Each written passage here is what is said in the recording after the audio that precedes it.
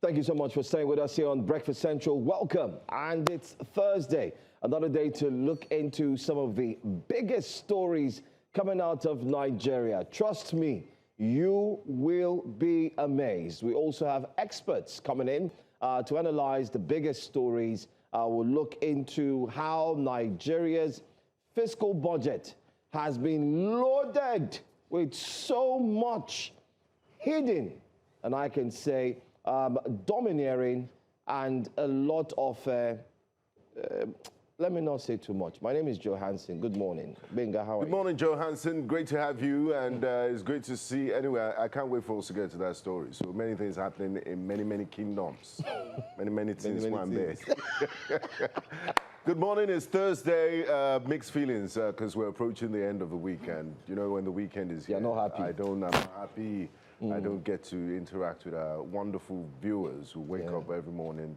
It's almost like a religion and join us. So it's good to be here. But before I hand over to the delectable lady, our queen on the show, I would like to make a passionate appeal to Lagos State government. This road called Lateef Jakonde Road. Lateef Jakonde was administrator par excellence. If you're going to name a road after him, I think the logical thing to do is to put it in a state of excellence, which the man was known for. There's so many, I think it's gone beyond potholes. It's now getting to crater level. Those potholes are becoming craters. So please, the Department of Public Works should do something about it, because it does cost a lot to buy parts for my car and maintain. And I'm not just speaking for myself from a selfish point of view. It's an important road artery within this Ikeja axis. So I trust they'll do something about it. But yes, let me now hand you over to the Queen. She's taking our staff of office today, the bell. I don't know who gave her that right to, but things happen. Let me introduce you to the delectable Olive Emodi of Ogwashoko. You should have told them what you said off camera. If you get the mind. What happens in Vegas stays in Vegas. This is not Vegas. What happens on Wemco Road stays in Wemco Road. Okay, good morning. Benga says he's not looking forward to the weekend. Well, I am. Because guess whose birthday is over the course of the Ring weekend? that bell, please. Let me encourage you. Great minds. Okay, but guess whose birthday is also next week? Woo! My fellow great minds. Guess whose birthday is not in July? You. But before we get on to Olive, talk about my let's go birthday over the weekend, today is the birthday of somebody who I really regard and respect. The reason why I'm still here co-hosting with both of you is because at a point where I needed to make a very important decision regarding my career, this person was there as a mentor and as a guide to help me make the right career choice and to help me navigate a very difficult season in my career. So we want to say very, very happy birthday to Mr. Segun Akintemi. Thank you very much for all that you've been, and I hope you have an incredible year. And that is how I'm starting today's show. Good morning to our YouTube audience. Head on to YouTube. We're streaming live. News Central TV Live. Please drop a comment. Let us know what your thoughts are regarding what you've heard over the course of the, past 24 hours. We're going to bring you some very shocking story. The reason why they almost slapped Johansson in Port Harcourt, that trauma was in vain. He went there to Town hall. Do town hall in Rivers. Different. A town hall different. But this one, it has proven to you that it's not really different. We did Rivers State Town Hall during the Wike versus Fubara saga. Crisis. But now you see that there's peace at home. And I like it. I like a united home. So why did they waste everybody's time back then? It's more of, if you cannot beat them, join them. Fubara says, I've returned back to the family. Oh. But would that guarantee him a second term? Not really. He said he's not. He said he's supporting Chinda. He cannot. He cannot get a second term. He made it clear. He said, I am supporting Chinda. But to be... is that the story we're starting with? No, that's the story we're actually starting with. Just to let a cross-section of aggrieved persons, Nigerians, including all those in Rivers State, all the factional heads, those who gathered around and said, no, we will not allow this to happen in our state. You cannot be in the FCT as a minister and still have a stronghold on our state. All of them were talking to them this morning and saying, how are you feeling this morning? You know, it's clear that we spent 6 months. The governor was out suspended for 6 months. He came back, but yet the state was still struggling to enjoy what is called good governance. And after the back and forth, after they want this red pen, in short, going forward there, any politician that comes out with any drama, I think we should just ignore and focus.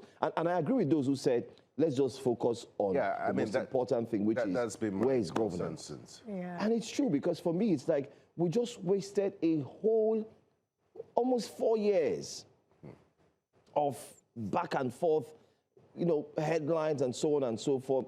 Don't get it twisted for those watching us. We're not disgruntled with the fact that he has made peace. No. But the question is, why did you even start the fire in the first place? If you know you cannot, stay in the kitchen, don't start the fire. You know, sometimes when you go into a boxing match, you think you can match up with... Until they blow the left eye. Until, exactly, you take some hits, and then you're like... And you know, they do a lot of trash talking outside when they're doing the weighing in, all the drama, the build-up before the fight. And then on the day of the fight, you realize, look, this is an opponent I can't go toe-to-toe with, so...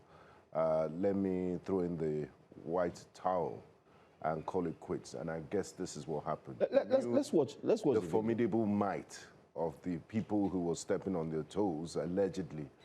And he has decided to, face reality and eat the humble pie. I don't know if it's meat pie or chicken pie, but he has ate the humble pie. But let's listen to the governor. We have made peace in the states. And we have a total, and I am supporting our Rainbow Party, our Rainbow Coalition. President Ahmed Bola Tinubu is our president, and is the one we are supporting.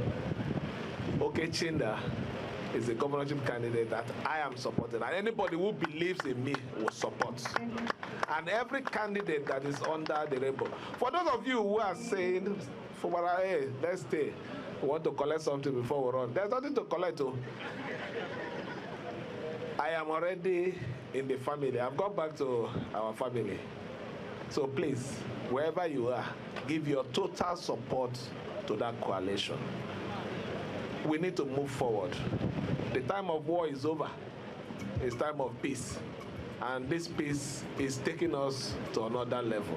What you lose here, you gain in another place. That is about life. So please, I want this to be made clear to everybody. So don't go anywhere and say you are supporting Fubara. No. My position is this, and I've said it here and clearly for everyone to hear. If you're not hearing well, use cotton wool or open your ear and let it enter well. I'm not party to anything that will bring any form of disunity in this state. I've done what I need to do. For now, we're moving forward. We are going forward. Up APC, long live River State, long live the federal. What was that song? That is a popular song. Tinubu, what's that song? No, if you follow Fubara, no follow Waka Waka, Kona. Fubara go tell you something. Fubara don't tell them something. If they follow Tinubu, no follow Kona. Fubara go tell you something. So it's live band now. We have returned to status quo. Exactly. I better ring the bell. Can you see why every Don't morning put your mouth in family members' fight. I would always forever remember our caller.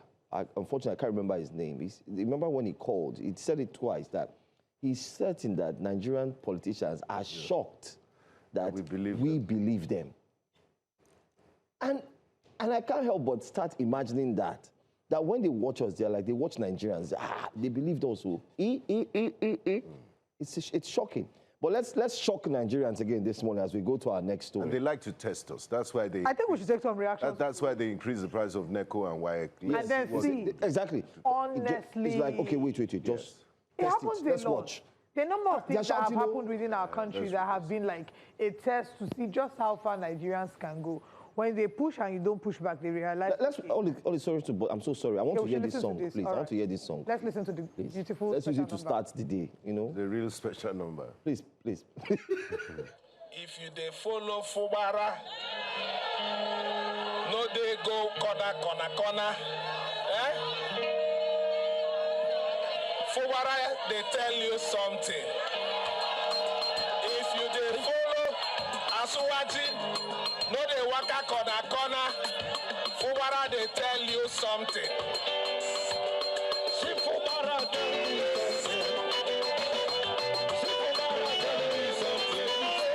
If you dey follow Fubara, say follow corner. Say Fubara tell you something. Say Fubara tell you something. Say Fubara tell you something. You're alive. You know that dance? So many political animals this morning. Benga, you know that dance? That dance. Are you channeling Fake. Wike or Davido? Because we are somewhere in the middle. Okay, let's take reactions to the good news. Okay. At least now, governance will be put in the forefront in Rivers State. And let's see the reactions At to the that. 11th hour. At the 11th hour. First of all, good morning to our virtual audience. Okay, I'm blushing. Okay, I will not wear wigs again. As you have said it. What was the comment? Say, Ollie, please don't wear wigs again. Thank you. I think I agree with him. You look like a beautiful princess of a kingdom, a certain kingdom. Not so long as it's not Rivers Kingdom now. No. Okay, thank you so much. Thank you so much. Thank you, Mr. Johnson. Thank you for all the pre-birthday wishes. Now, Moke Chukwemeka says he ate the Wike pie. Osa says the Fubara, and I really like this comment, the Fubarism syndrome is a lesson of don't continue a fight you know you will not chicken out halfway, or you know you will chicken out halfway. This makes me salute Senator Natasha. We should learn to stand for what we believe in. So last, they don't collect the pen. Mr. Johnson says, anyone that still doesn't believe we have been colonized by this powerful government is living under the rock.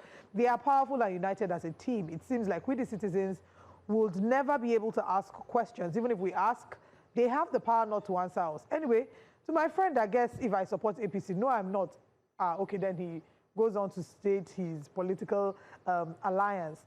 Then we have the next comment. Yes, Chukzani says, Fubara's wife would have been a stronger man than her husband.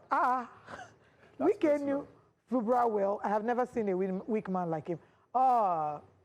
Okay. Michael Zoo says, if I call Fubara the yellow ... Olive won't read my message. I don't know what it is, and I'm glad you know the messages I read and the ones I will not read. We also have Annie Chinedu Brown. Annie Chinedu Brown. No, I cannot read that. There are some comments we can't take there. So sorry. Femi Olagunju, thank you very much. Thank you for the kind words. God bless you. Okay, let's move away from Rivers State. Let's shock Nigeria. And then move into very important updates. The federal government, under President Bola Ahmed Tinubu, has allocated a whopping 22.15 billion naira to construct and renovate 106 royal palaces across the country. Good morning, Your Highness. I say we are really like minds. After that, I wanted to even then say, This same Ministry of Agriculture is out again.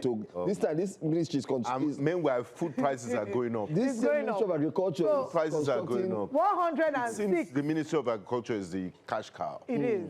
106 palaces across the country. Of course, we started talking about something similar. Not this exact one. Yesterday was for mosques and churches. Now, this development has sparked a lot of outrage from Nigerians due to the transparency concerns and questions of misplaced priorities. Civic groups revealed that 5.85 billion naira worth of projects have no identified locations, while 45 agencies with no legal mandate for palace unknown kingdom, we are tasked with execution.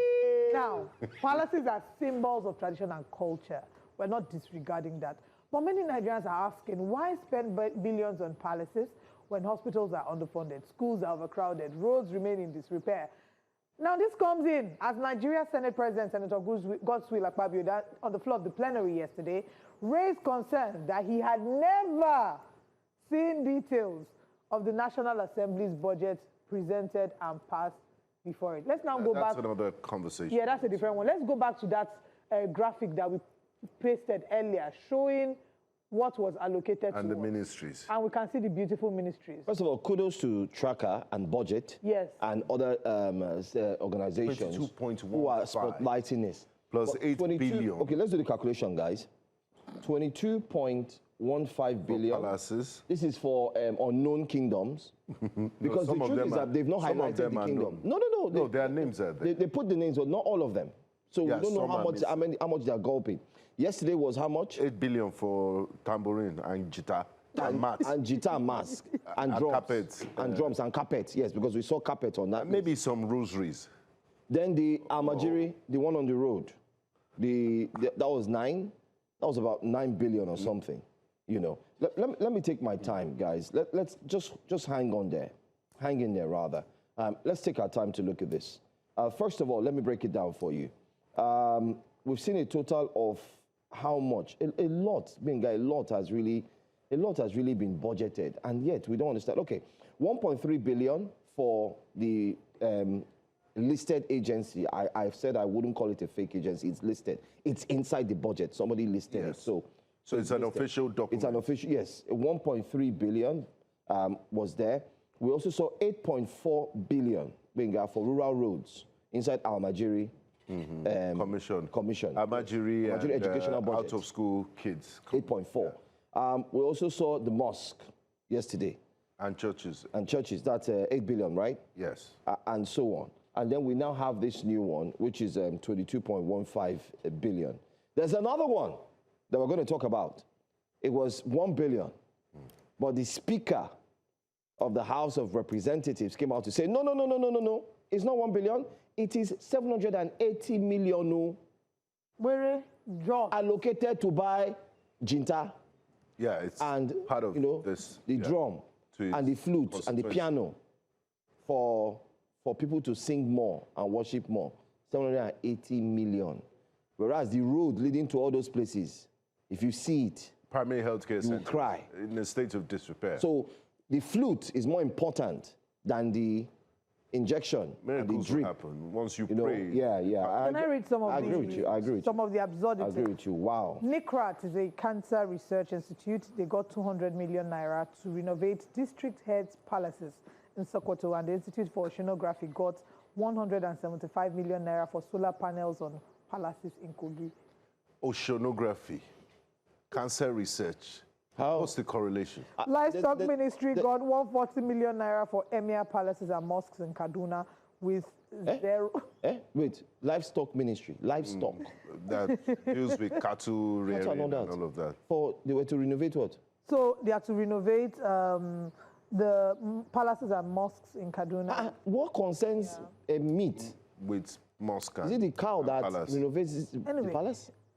So again, just to highlight that, we're not saying that the palaces across the country should not get. They are part of the government. They should not get anything. Olive, they should not. They belong. It's a state. Let the Wait, state listen, handle it. Olive. These kingdoms and palaces, they predate the Nigerian state, some of them. They've been there since before the amalgamation of Nigeria in 1914. So who was funding them since?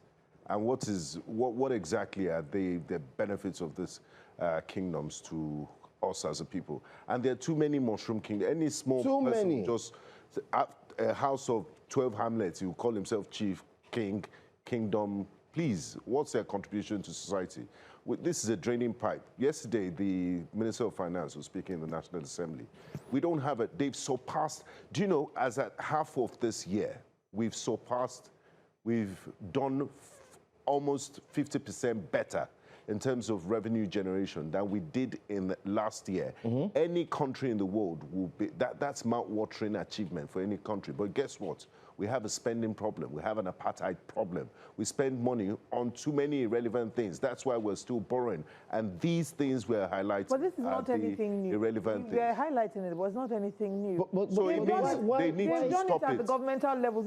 This same administration was We need not the to one that did the scrutinize them renovation better. of the vice president's For billions. accommodation. 50 billion. So at the end of the day, it's not anything new. It's just International Conference Center. rather sad. International Conference Abuja Center. renovation was billions. So again, it goes back to the question of what we prioritize as a country. I was saying that I'm not against palaces being renovated. I'm not against allocations to palaces or whatever. People of their kingdom because should they will contribute say, and on New Year Festival in they terms, should renovate it themselves. in terms of government, when you are assessing government, in a way, the kings and traditional rulers are a part of the government. So a number of them get paid by the government, right? So they are part Okay, of let's say the first class traditional obas rulers. and Exactly. the kings and the So is it? I'm not totally And against, emirs. oh, we shouldn't give money to palaces or to our royal leaders. No, they are part of our government. If the governors who you would elect and the senators, you know, the representatives whom you elect can get money, then this Oba and king or you know, yeah, it's Oba, Igwe or whatever, that's the people, the communities have decided to preside over them, or their gods have chosen, should also get some form of allowance and payment. Anyway, Olive's, that's Olive's opinion. Oh, that's No, your no, opinion. yeah, that's mine. However, that does not explain the miracle we just saw there, because that's magic, not miracle. I mean, Cancer Research It's Institute. magic that we just saw there. Cancer Research Institute And this is goes now back to building a... when we flagged the discrepancies between the allocations towards churches and mosques. Did we get an official explanation? Nothing. They're not going to explain. The only explanation we explain. got was from the Deputy Speaker of the House of Representatives that said, look, That is not 1 million. No, it's something like it. You know, there's even this. You lack know, of you know, awareness. the question I really want to ask, and we keep the saying this, audacity. it's not about being partisan. Nobody is partisan. These days, when I see a few persons speak up, especially notable minds speak up, it's always highlighted that, oh, you are partisan, you belong to this particular party. you're playing That's why you're politics criticizing. You're playing. Nobody's playing politics. Nobody's here to tell you, hey, everybody, whatever we're saying here is that we really need to understand.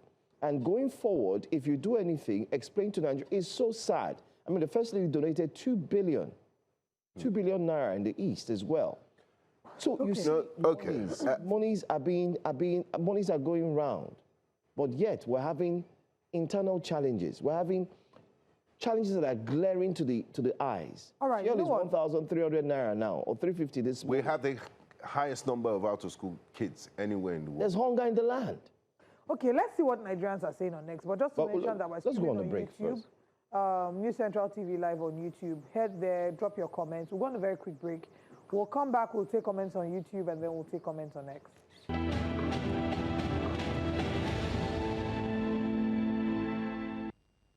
Welcome back to Breakfast Central. We shared with you before we went on the break about what's happening regarding the budgets and the exposés that have been taking place over the course of the past 24 to 48 hours. And this time around, these allocations for the renovation of palaces around the country. And these allocations have been made to certain ministries that have no businesses even with these palaces. Ridiculous sums we have seen. We'll come on YouTube to take comments, but let's first see what Nigerians are saying about this on X. Right. Do we have the tweets ready? Okay. Stella Omodia says, it is deeply unfortunate that this is the current state of affairs. Most primary health centers and primary schools are in a deplorable condition and have not received any budgetary allocation for over 5 years. This is very sad. This is very sad. What is going on is record-breaking looting. Simple. And we have thousands of such projects inserted in the budget too. And I agree with the word record-breaking. This is humongous. Whoever is passing and approving this budget must be arrested and investigated after this government. We must end this daylight robbery in government, as Scoot says. Elf says, this grotesque siphon of billions for unallocated palaces by agencies without building mandates is budgetary treason and engineered fiscal suicide and crushing national debt. Our collective rage must force structural reform, enforce transparency laws, mandate location disclosures. That's what he says. And this is a long one from Sam. Again, things that only happens in Nigeria. If this happened in any other country, demonstrations like never seen before would erupt from south to west, east, and north. Nobody would care about the language the president or his vice speaks or their ethnicity. The goal is to save the country from them, political bandits, he says. What's the point of removing subsidies and borrowing money just to siphon it off as soon as they receive it? He says. Let me also take the other part of it. He also goes on to say, okay, can we go back to that tweet so we can wrap it up? Said just to receive it. But in Nigeria, some people will still defend this because the president is from their tribe. What a country. What a joke. And let's go to the next tweet very quickly. Why are they constructing palaces, churches, and mosques? They're not even constructing. When we have out-of-school children who need classrooms, libraries, and laboratories to learn. That's a big question. You see, this is not, so the money is so humongous, the things they are constructing. This is for renovation and painting and... Billions. Let's say another one. A government with no focus or direction, just looking for ways to siphon money meant for the people. It is very sad and unfortunate how we allow these people to grab power. Okay. Let's come on YouTube and take comments. On YouTube, we can see here, let's start with Victor Okebata says, okay, no. I must start with Olubumi Adekambi, who says, there is allocation for the kings in local government fund monthly. And then Victor Okebata says, Oliver and Co, are you sure that the royal fathers know anything about these humongous amounts collected for their palaces? And this is a very valid question. How are we sure that the royal fathers themselves are even aware, about this? Anyway, like, and then, okay. Annie Chinedu Brown, goes back. He says, why I regretted my initial attacks on Benga was my realization later that he's a straightforward person who calls a spade without minding whose ox is God. I didn't even know anybody attacked me. You better live your life. Femi Olaguju says, this money is outrageous. We need to shift. Okay, but he goes on to, Annie Chinedu Brown also echoes your sentiment. He says, why must government renovate? Femi Olagunju says, this money is outrageous. We need to shift focus to relevant things. Our priorities in this country must be strategic. When it comes to increasing worker salary, it will be another story. Mokunye Chukwuemeka says, sometimes I just don't have what to say about the way Nigeria is run. These people ruining Nigeria will sack a staff who steals 2K from them, but will steal the country's resources without fear.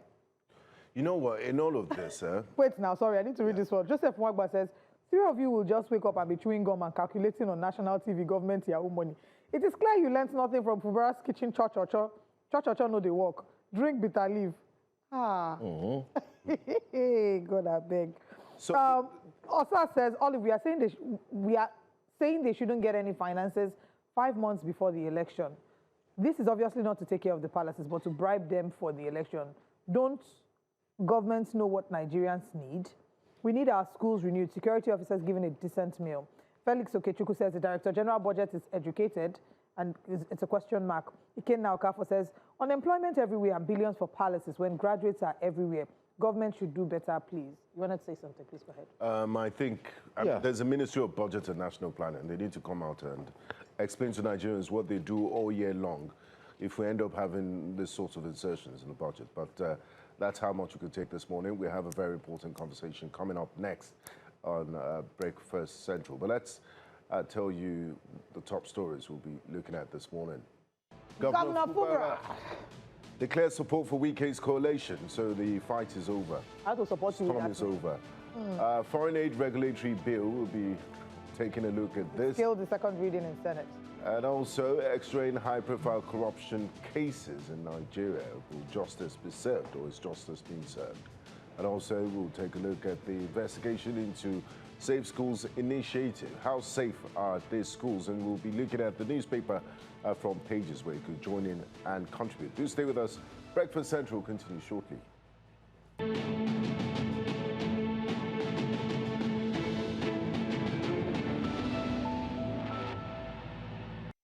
After months of political confrontation that plunged Rivers State into one of Nigeria's most closely watched power struggles, Governor Siminalayi Fubara appears to have finally buried the hatchet with his predecessor and Minister of the Federal Capital Territory, Nyesom Wike. In a dramatic political shift, the governor has publicly declared his support for the Rainbow Coalition, endorsed President Bola Tinubu for a second term, and backed Kingsley Chinda as his preferred governorship candidate. The declaration marks a remarkable turnaround in Rivers politics and signals what could be the beginning of a new political order in the state. But beyond the symbolism of reconciliation, questions remain about what this means for democratic accountability, political loyalty, governance, and ultimately the people of Rivers State. Joining us this morning to examine these developments is Ankyo Briggs, human rights activist and Niger Delta advocate. Good morning and welcome to Breakfast Central. It's great to have you, ma'am. Stand by your word. All right. My word is... Good morning, ma. After months of an intense political battle between Governor Fubara and Minister Wike, it would seem that we're now witnessing what appears to be a complete reconciliation.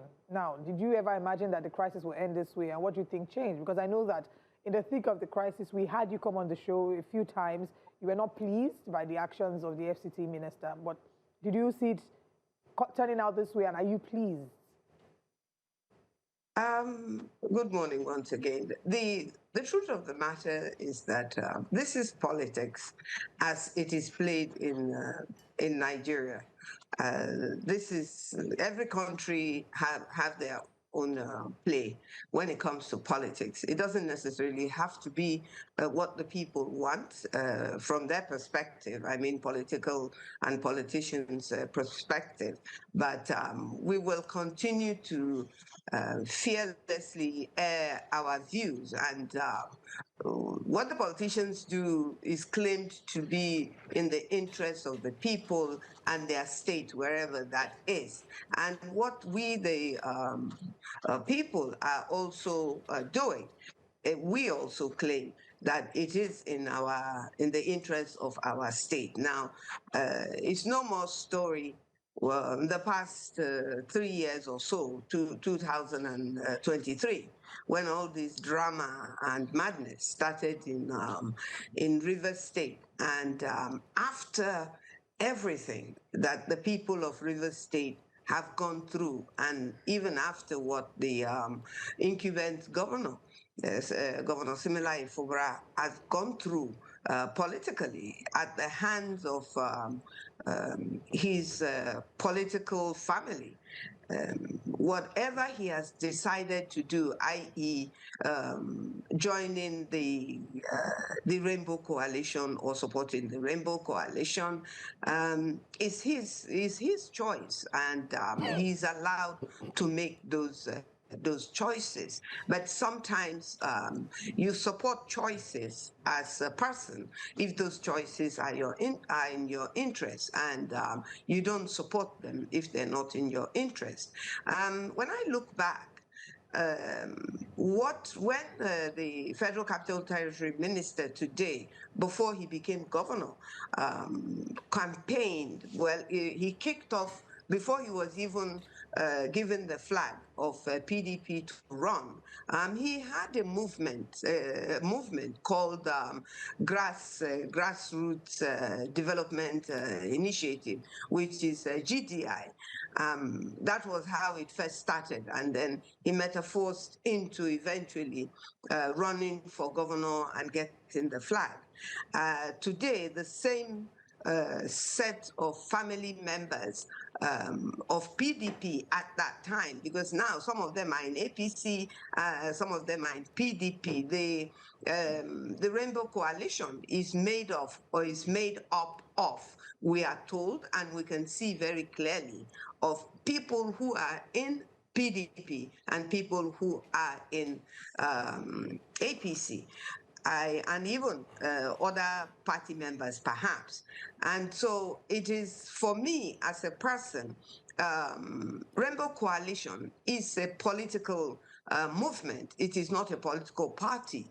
You cannot vote for anybody who is called a Rainbow Coalition. You will vote for either a flag bearer for any of the parties that have proposed or have given ticket to somebody in Rivers State. So for me, the Rainbow Coalition is a coalition of people, and it's not a coalition of everybody in Rivers State.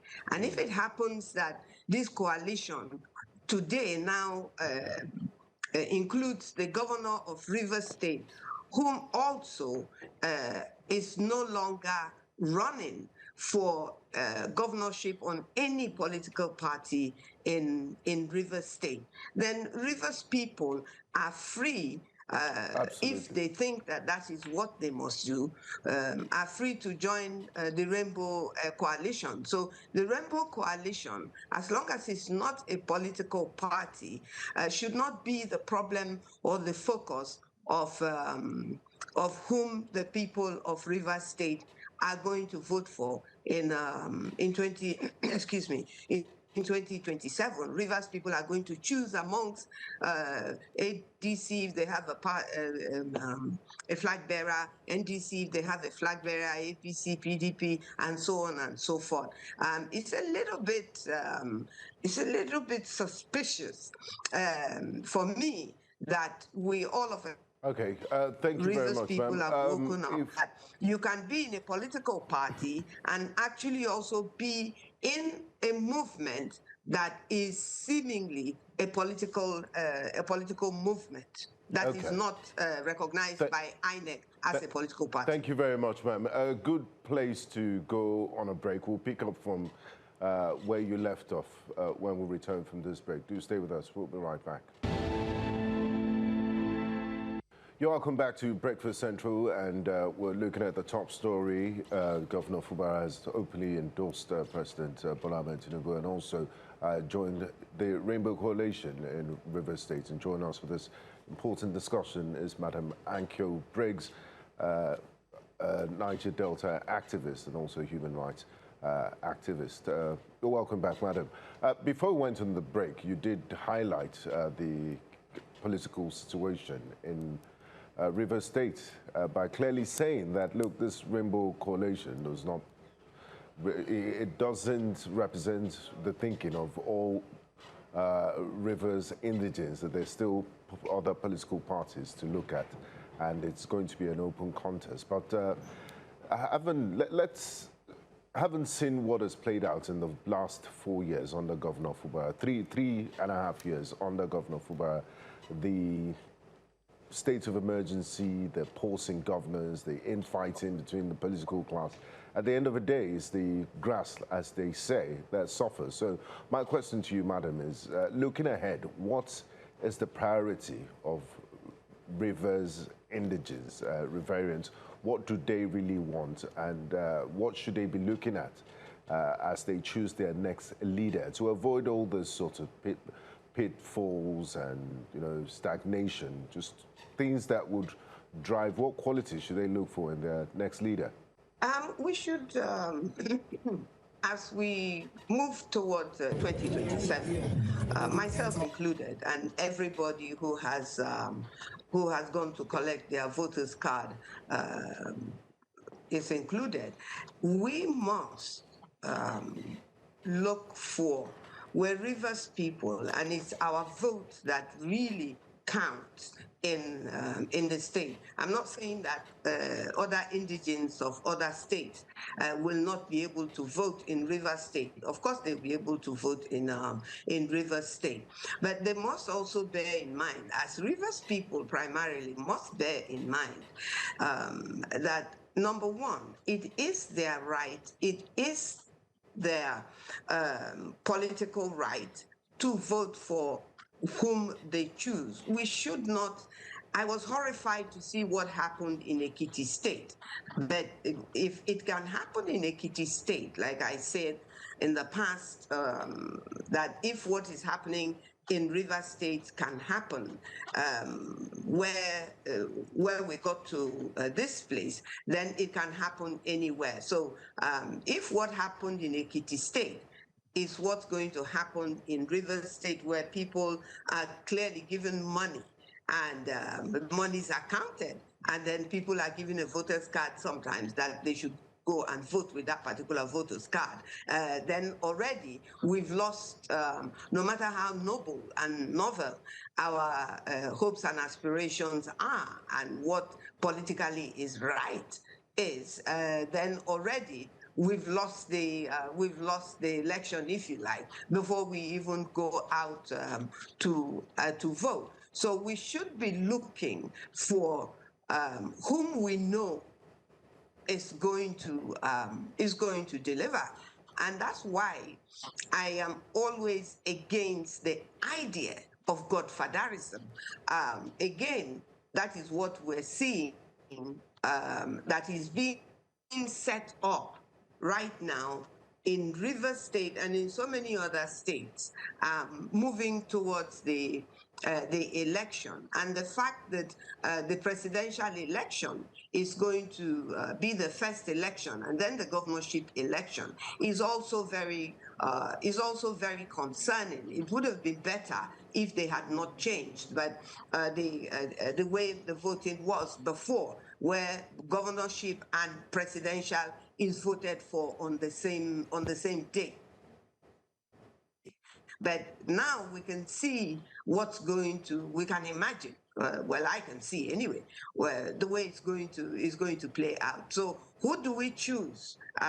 We have ADC candidates, we have other candidates, we have NDC candidates, and don't forget, no matter what anybody says, we do have in Rivers State, until we reject that dichotomy, we do have a riverine and upland dichotomy. And for me, as an adult, as a grown-up, that is what I think about.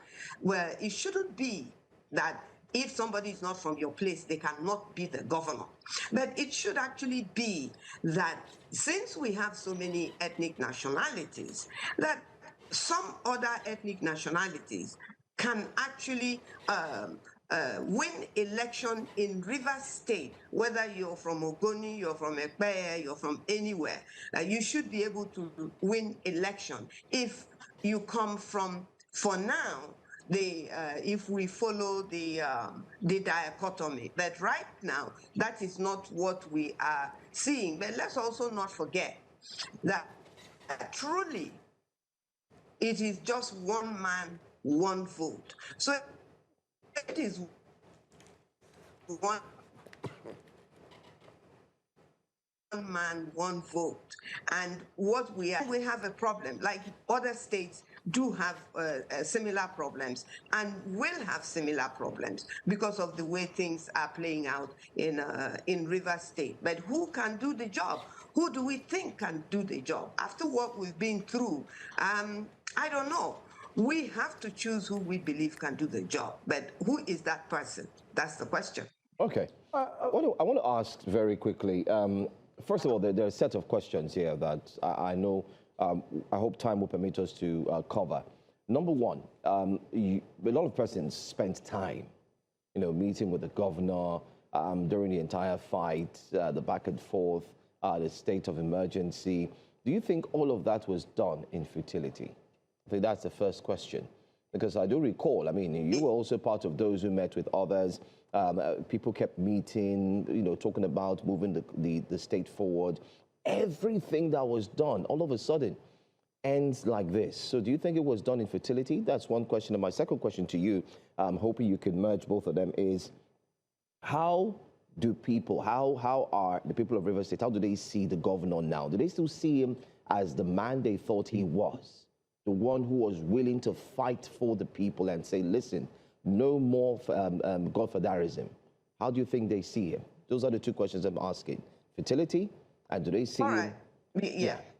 All right. Let me start with the last question. I personally believe in everything that I said and what I stood for. And I spoke with people and I joined people who also believe in those things along the line. Don't forget, even though we have so many ethnic nationalities, Rivers State belongs to every ethnic nationality. It doesn't matter your number. It doesn't matter the number of local governments belonging to the ethnic nationality of Rivers State. Now, how it is played out still does not look fair and just to me on behalf of the people of Rivers State, not necessarily on behalf of the politicians, because after everything we've been through in this tenure in Rivers State, personally, I believe that politicians their primary interests so far during what we have been through, not the next governor that is going to come in, whoever that ends up to be. I know who my own candidate is, but the reality of it is that River State people on whose behalf any governor is governing have lost out. If we ask, do we think that it was an effort in futility? I don't believe that is an sensibly if you think that you're going to fail even before you you start. And let's not forget that we woke up one morning and saw the governor Similaye Fubara, policemen, youths on the streets of Rivers State did after the burning down of the state assembly, part of the state assembly complex. And we saw that the governor was being pelted with water and tear gas. And so that was from that position is when Rivers people took sides and got involved. Now, do we have right to take sides? Of course, we have right to take sides. It's our vote, and it's our governor. He still is our governor. Now, if he has decided to join a political movement, and please let us be clear, and Rainbow Coalition is a political movement. It's not a political party. There's no candidate for a political party. The PDP has a candidate. The APC has a candidate. That APC candidate moved from PDP. Now, the PDP is not fully, and the head of the Rainbow Coalition is not an APC member. So you can quite see that, yes, this is a coalition. And you can also see that this is not a political party. And so do me as a person, my involvement and the role that I played and the position that I took has not changed from where I was, which is to say, is this fair or is this just? But I cannot dictate to anybody else, and I can only try to influence or convince, but I cannot insist that somebody should or should not join a Rainbow or any other coalition. And I cannot insist that somebody cannot move from one party to the other. That I, as a person, will not do certain things, but I will not say that other people should not do those certain things. But when those things that people in power, politicians do, that does not move the state forward, and they do it in their own interest, whether it's godfatherism, motherfatherism, anything that they choose to do it, and for whatever reason they choose to do it. If it doesn't work for the people of Rivers State, then the people of Rivers State should not put their hopes or accept those things that they are being dragged into. I will not be dragged into what I don't believe it. And finally, sadly, I think that politicians from the top to the bottom, from Abuja all the way down to my local government and my community, poverty and fear have been weaponized against the people, especially in Rivers State. If you come to Rivers State today, there is absolutely nothing that you can say that is going on. It's like everything is at a standstill for certain people, certain politicians, but definitely for the peoples of Rivers State, everything is at a standstill. There is no money going around. There is no business that is really functioning. The only thing that is functioning is politics, and whether the politics is about NDDC, whether it's about government, Rivers State government, whether it is about Ministry of Niger, no matter what it is that is supposed to benefit the people of Rivers State, is at a standstill. The only thing that is a movement that is moving is politics, and that is really sad for the people of Rivers State when you look at what we have lost and what we may lose after the 2027 elections, if some politicians get their way. The fact that when the two elephants were fighting, the grass was what suffered. The people of Rivers State and the governance was actually what suffered. And now, like you said, a lot has been on standstill in Rivers State, and there are people who are experiencing deep levels of, poverty. Do you believe that the next few months, now that things have been resolved on the face of it, will afford the governor some time to be able to at least effect reasonable changes in the state? And what do you think should be the next items or the next things that should be handled, dealt with, effected, or implemented in Rivers State? First of all, the governor, the incumbent governor, have made his decision. Now, whether he made the decision all by himself or he consulted, I don't know, because I'm not amongst the people that politicians consult, because I'm not a politician, as I always say, but I am interested in what politicians do in my name. So as a matter of fact, if you're not a politician and you're a voter, then you are the employer of politicians. So am I going to say that the governor, similarly Fubara, should not have joined the Rainbow Coalition? I'm not going to say that because I don't know why he joined the Rainbow Coalition. Did he join it in my interest or in the interest of the whole of Rivers State? I don't know. We will have to wait and see after the election.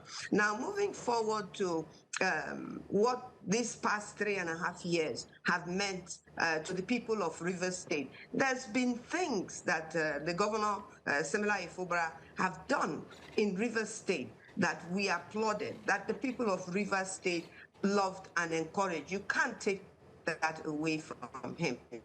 Now, whether he's going to be able to continue to finish those things before the 29th of May, when another governor is going to be sworn in 2027. I don't know, because that's looking into the future. But when you look into the future, I don't look into it knowing. I look into it hoping that those aspirations that I have, that they will come to pass. But the people that actually have are in a position, whether it is a right position or wrong position, to make those final decisions, unfortunately, are not the people of Rivers State. They are the politicians of Rivers State, and they are also the politicians that are outside, that are non-Rivers indigenes, that believe, that make those decisions. Let me highlight something very quickly for you, which I think you may be aware of, which is the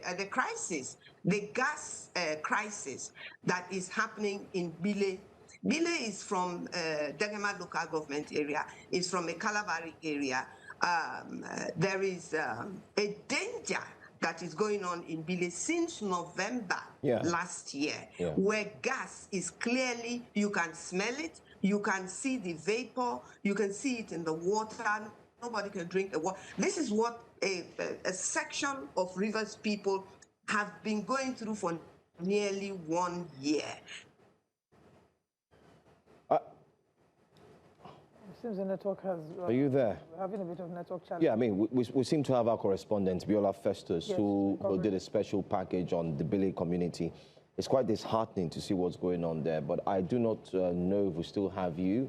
The network is not too friendly this morning. Okay, yes, I was talking about the Bile community that you just highlighted. Our correspondent has been covering that extensively. It's very sad what's happening there, but you want to throw more light on it? Yes, indeed. Thank you very much. Because it is very important that, oh God, I still hope you still... Yes, we can hear you. We can hear you. We can hear you. Loud and clear, perfectly. Oh, wonderful. Wonderful. It is very important that people, all Nigerians, take recognition of what is happening in Bile. Today, it's about natural resources that is in Bile, and the natural resources, the consequences of the irresponsibility of both the NNPC Limited or whatever it is called, and the international oil companies that have assets in Bile that have allowed this to go on. That is deadly. Your correspondents have seen it. I can't express to you how deadly that is unless you physically, immediately you land in Bile, you can see that it's by the grace of God that that place have not exploded. It's by the grace of God that people are still alive in Bile. And to think that we have a government that is the major beneficiary of the suffering of the oil-producing communities. In this very instance, we're talking about Bile. And we have people from the Niger Delta that are within the government that are so-called responsible for looking into what look at what you're showing, for looking into what is going on in Bile. And yet we have a situation where the government, both federal and Rivers State, in my opinion, and as an environmentalist, without any bias at all, but for support for the people of Rivers State and any other oil-producing community, I'm shocked that all I hear, I've been to the place myself physically, and all we are seeing is we will look at it, we're looking at it, we will help the people of Bile. No, you're not helping the people. Nobody is helping the people of Bile. A fire happened somewhere in North America, I can't remember the country. Within a couple of hours, the president of that country was at the spot. These people in a nightclub. And yet we're talking about people whose community from where you are taking resources to run elections, to do whatever that you're doing. And yet, nobody has sympathy for the people of Bile themselves.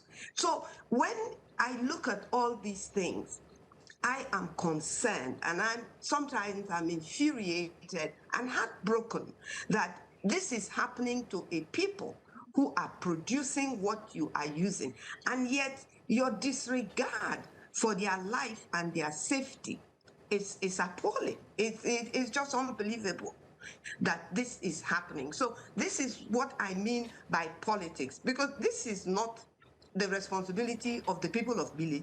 This is the responsibility of the oil companies. This is the responsibility of whoever purchased whatever they purchased from assets that may be, that are in Bile if they've purchased them. And this is the responsibility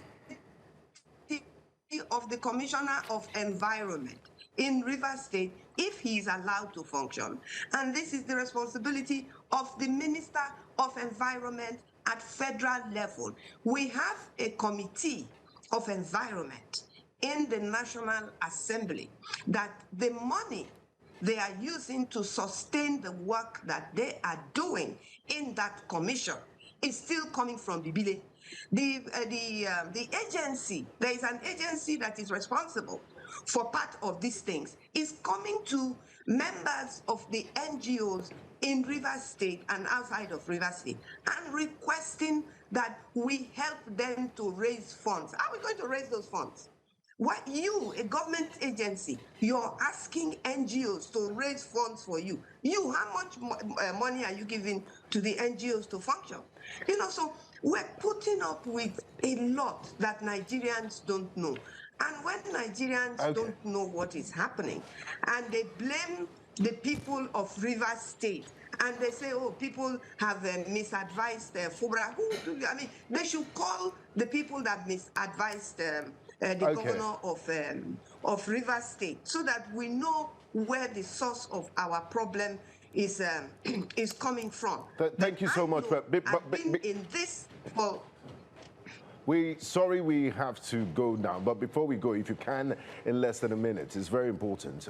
During the 6 months suspension, state of emergency, where the governor was suspended, Vice Admiral Ibok Ete-Ebas was in the arms of affairs, and they said he had allocations exceeding 254 to 302 billion naira.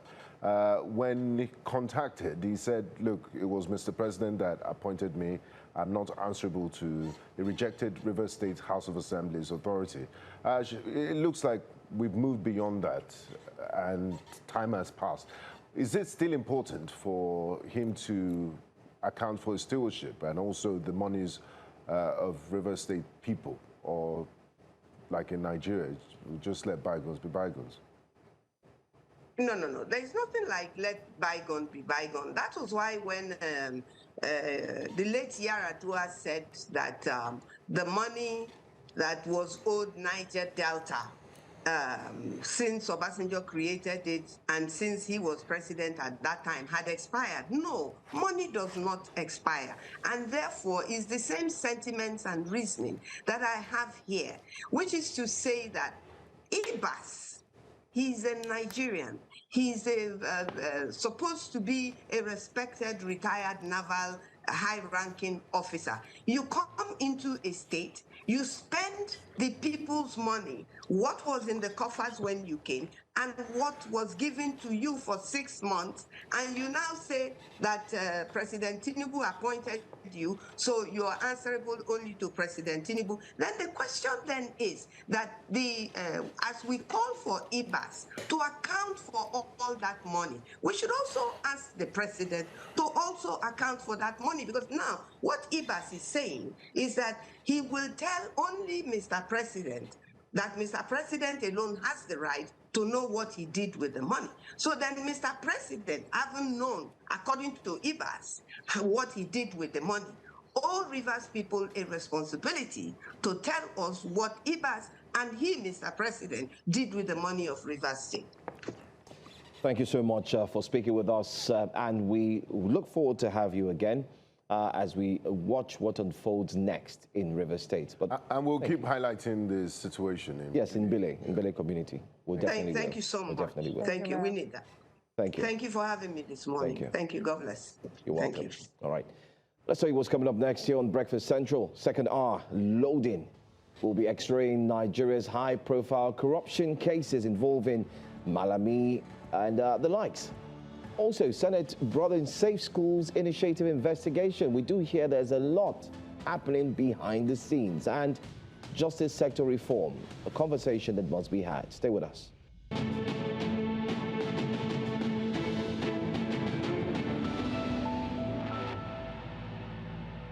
2 days ago, we began a conversation showcasing how Nigeria in recent times has been gripped with high-profile corruption cases which have sparked concerns and debates about accountability and transparency in the system of governance. At the center of these scandals are three powerful figures. Former Attorney General Abubakar Malami, accused of leveraging his office to divert funds for personal purposes. The former Accountant General Ahmed Idris, facing allegations of diverting over 80 billion naira through complex schemes. And the ex-CBN Governor Godwin Emefiele, whose tenure is clouded by charges of financial impropriety, questionable policy decisions, and alleged abuse of office. Now, these cases are not isolated, as they represent the troubling intersection of law, finance in Nigeria's governance structure. We continue the conversation as we shift our focus to whether or not Nigeria has a political will to prosecute corruption without fear or favor, and actions really needed to fully prosecute these cases to a conclusive end. Joining us this morning is human rights activist and lawyer Inibere Efiong. Good morning to you, Inibere. Thanks for joining us this morning. Always a pleasure. Thanks for being here. What do the Malami, Idris and Emefiele case reveal about systematic weaknesses in Nigeria's criminal justice system? And also, institutions, what makes it so easy for people to, steal such huge amounts or misappropriate such huge amounts without red flags going up and preventing such acts from happening in the first place? Thank you. Let me begin by reminding Nigerians the significance of the positions held by these three individuals, because that will underscore how grave this matter is. The Attorney General of the Federation, by virtue of Section 150 of the Constitution of Nigeria, the 1999 Constitution, is the Chief Law Officer of the Federation and the Minister of Justice. If you look at the powers vested in that office by Section 174 of the Constitution, They are vast, far-reaching, to the extent that the AGF is only answerable to the president, the appointer. And the Constitution says that in the discharge of his functions, he shall be guided by the public interest. That is what Section 174 says. So this is a case where the principal law enforcer of a country who oversaw the administration of justice in Nigeria for the duration of the office of the former late President Buhari has now been made to forfeit about 48 properties linked as or associated with him on the basis that, according to the learned judge, those properties which are subject of final forfeiture have been shown to have been acquired by proceeds of unlawful activities. Again, I want to emphasize for the records that the Attorney General of the Federation is the chief law officer. When you see the chief law officer of a country, it speaks to the direction of that country on matters of law and order. So when you have the chief law officer of a country being made to forfeit properties which a judge of the Federal High Court has confirmed with proceeds acquired through proceeds of unlawful activities, it is not only an indictment on that chief law officer, it expresses the moral decadence of the country itself. That is how important it is. We go to Emefiele, who by the judgment of the Supreme Court of Nigeria has also been made to forfeit several properties, majority of which are located in Ikoyi. Choice properties.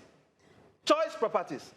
As a matter of fact, quite curiously, some of them are just very proximate to the Federal High Court. In fact, one or two of them is along Oyinka Bayomi Drive. Queen's Drive. Yeah. Yes, Queen's Drive. Choice location. These properties have been forfeited, including $2 million. $2 million. Again, I want to remind Nigerians that Emefiele was not just the head of one of the hundreds parastatals of the federal government of Nigeria. No. He wasn't even one of the ministers in the cabinet.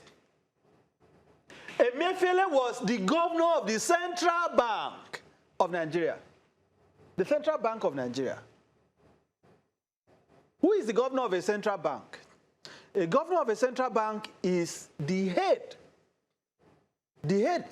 If you look at Section 6, Section 7, and Section 8 of the CBN Act, in terms of the appointment, the responsibilities of the CBN governor, who sits on the board of the CBN and heads that institution. As the CBN governor, it was his primary responsibility to keep custody of funds belonging to the Federation, the federal government of Nigeria, the 36 states, and the 776 local governments. That is how significant this is. In the case of Idris, who is undergoing trial, I want to state again for the record that by virtue of Section 36(5) of the Constitution, is presumed innocent until presumed guilty. But the allegation is standing trial allegedly for stealing up to 80 billion naira. The Accountant General, again, without prejudice to his presumption of innocence, is the chief accounting officer of a country under our constitution. So this is a tripod of the chief law officer, the chief accounting officer, and the chief banker of the country. We are dealing with a case where lunatics were asked to run the asylum. That you will have the governor of the central bank of a country being made to forfeit this money. Don't forget the brazenness, and that is why some of us, history, as I always say, will vindicate the just. Some of us were consistent in deprecating the Buhari regime for what it was, a criminal enterprise. Because these guys had a field day. They had a field day.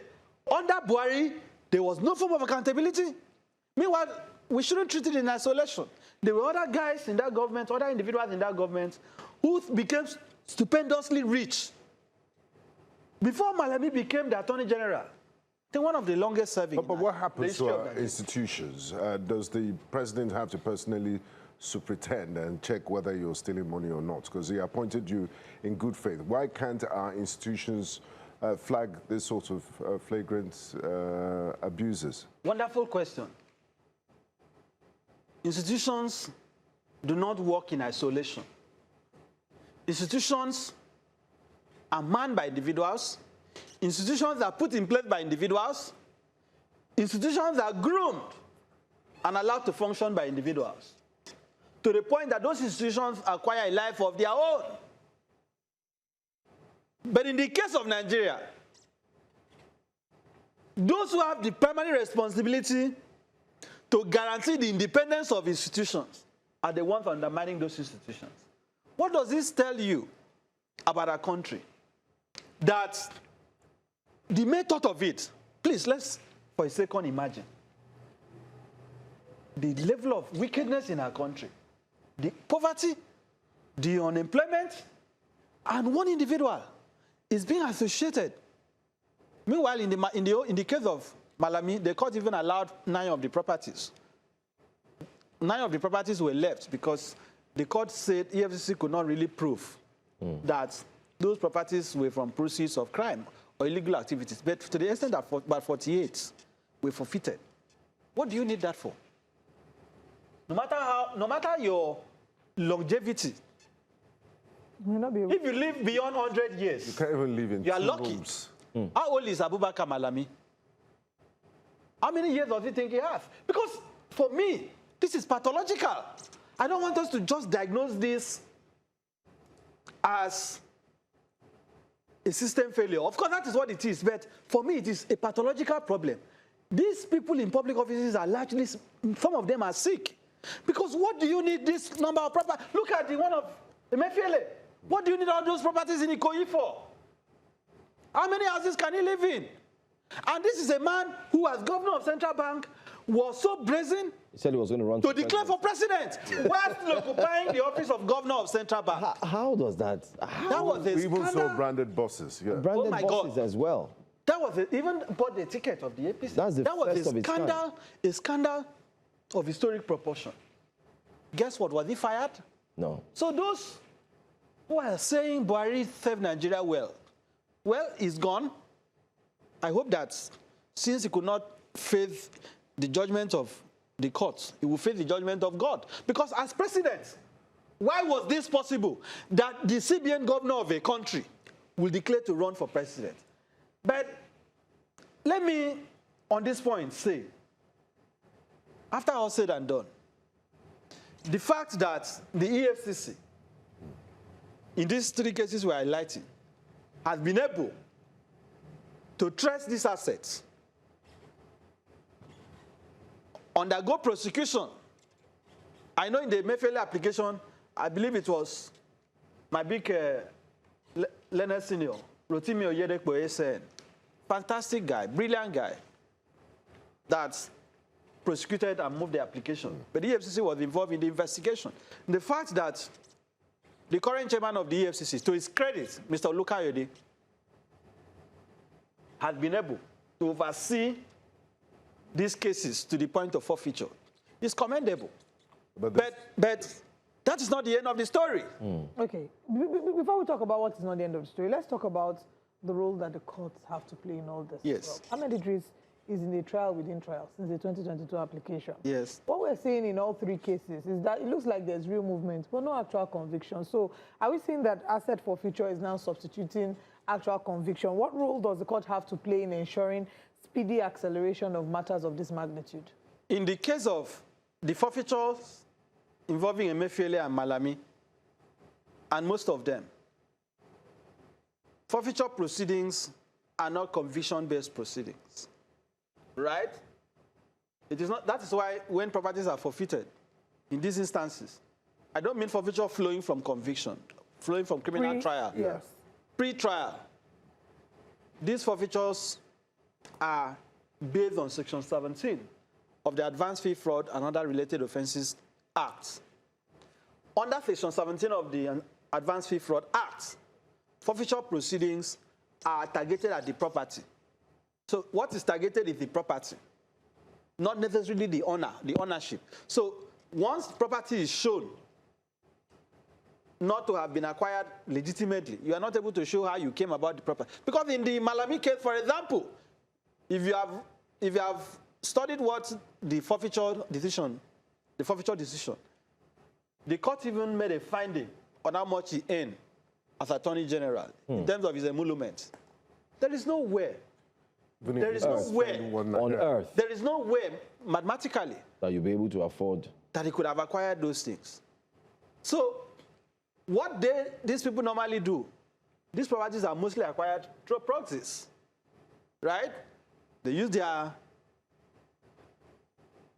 siblings, spouses, Children. girlfriends, sugar mommies, sugar daddies. So conceal these properties. So when you go after them, they'll say, no, the deed of assignment doesn't have my name.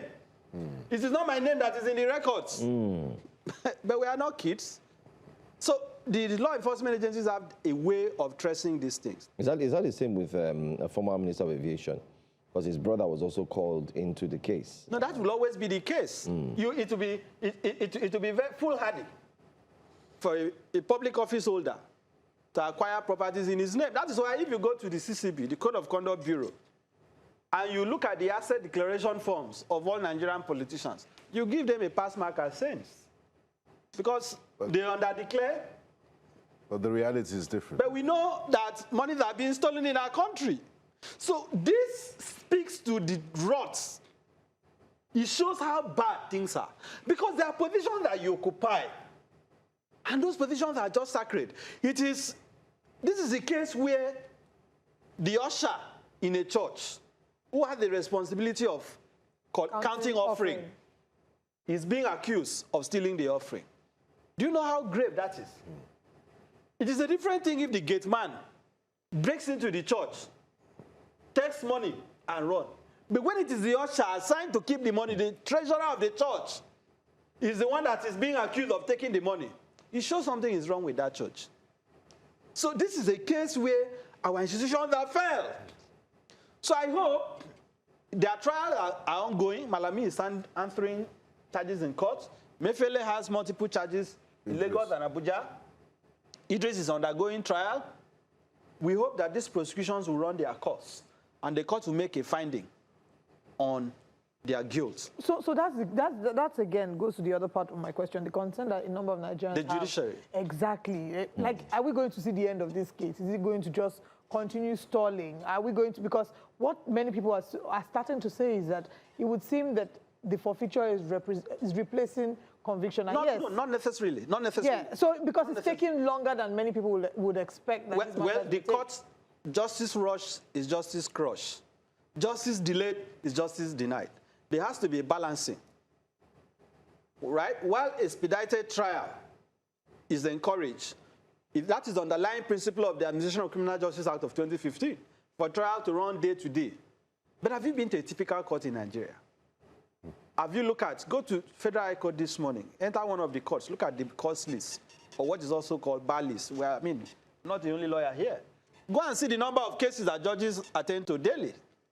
So we don't necessarily need an anti-corruption court, but the institutions have to be made. The system has to be put in place to expedite this trial, because what will the defendants do? They will employ all available avenues Stall. to delay, to drag. The important thing But is is that it even in their interest? Because you're keeping your client under detention. Are you not supposed to expedite and get to the end of it? I know. I mean, I'm speaking from a layman's perspective. Well, again, as I said, that it is what it is. The point is that these cases are in court. Like Yaya Bello, for example. Many Nigerians don't know that Yaya Bello's trial is ongoing.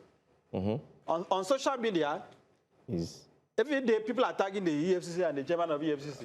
That you told Nigerians, Mr. Lukayode, that if you don't prosecute Yaya Bello, you will resign.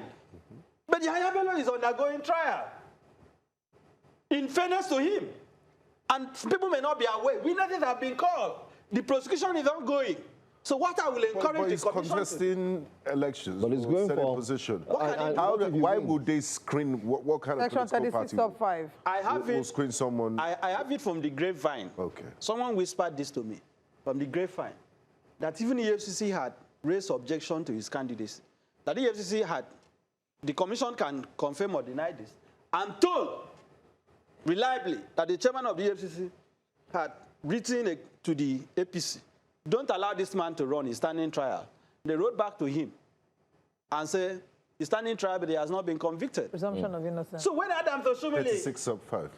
when Adams Oshomole, as chairman of APC, declared to Nigerians, join APC, come under the umbrella, your sins are forgiven. He knows what he was saying. So there seems to be constitutional immunity and extra-constitutional immunity. Constitutional immunity under section 308, and then extra-constitutional immunity, which is on the basis of partisanship, that if you associate with the regime in power, you'll be shielded. Yeah, but there's a case, recent conviction. He was sentenced to about 50 years. Please, before I lose my thought on this. Don't forget, Bola Ahmed Tinubu did not run with a promise to fight corruption. The APC was not founded to, as far as the current APC is concerned, they have not made the fight against corruption their primary focus. So maybe we should say to them that, look, you didn't tell Nigerians you were going to fight corruption. It is left for Nigerians to choose whether this party should continue. But they said they were going to continue building where President Buhari left off. But they got a conviction. They got a conviction. The ex-power minister who got about 50 or 60 something years that wished long life and prosperity. That served in which administration? That's Buhari's administration. This is a Buhari. You know, in Nigeria, in Africa, they say, oh, don't speak ill of the dead. Me, I speak truth of the dead. Yeah. I speak truth of the dead. If the dead did something good, I say it. If the dead did something bad, I say it. So if there is a cultural conflict between speaking ill of the dead and speaking truth of the dead, I vote for speaking truth of the dead. This is a Buhari that the same EFCC spent years to prosecute Yame, Taraba. Of Taraba. Yeah. And one other governor. Buhari granted them presidential pardon and let them go. That was one of the lowest points in the fight against corruption in our country. Can you imagine the risk that the EFCC officials had to go through to investigate these people? Can you imagine the intellectual resources, the human resources that went into the prosecution? And today, where are they? They are chieftains of the APC. Even our landlord from the Niger Delta, James Ibori, is today one of the key leaders of the APC, despite his conviction in the UK. What the APC has made clear to Nigerians is that we are not pretending about who we are. Accept it or do your worst. Because as far as this government is concerned, because I need to also remind Nigerians that yes, the EFCC is created as an independent entity under the law, the EFCC Act. The ICPC, the Code of Conduct Bureau, the police, all these institutions of government, they are created by acts of parliament. But those institutions will be efficient to the extent that the government in power wants them to be efficient. If you are appointed by a president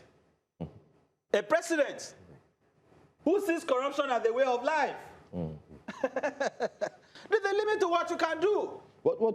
If we're talking like this and we're looking in retrospect to the last cases of corruption, I wonder what you would have to say about the recent one, the padding that we're seeing in the budget. And also the alleged Prince Adeyemi. Yes, PF, IPC, and so on. But just hold your thoughts. We'll come back. We'll have to go back. They say sometimes for you to know where you're going, you have to know where you're coming from. So we'll go back to where we're coming from and then look forward to where we're going to. We'll go on a quick break. When we come back, we'll continue this conversation. Stay with us.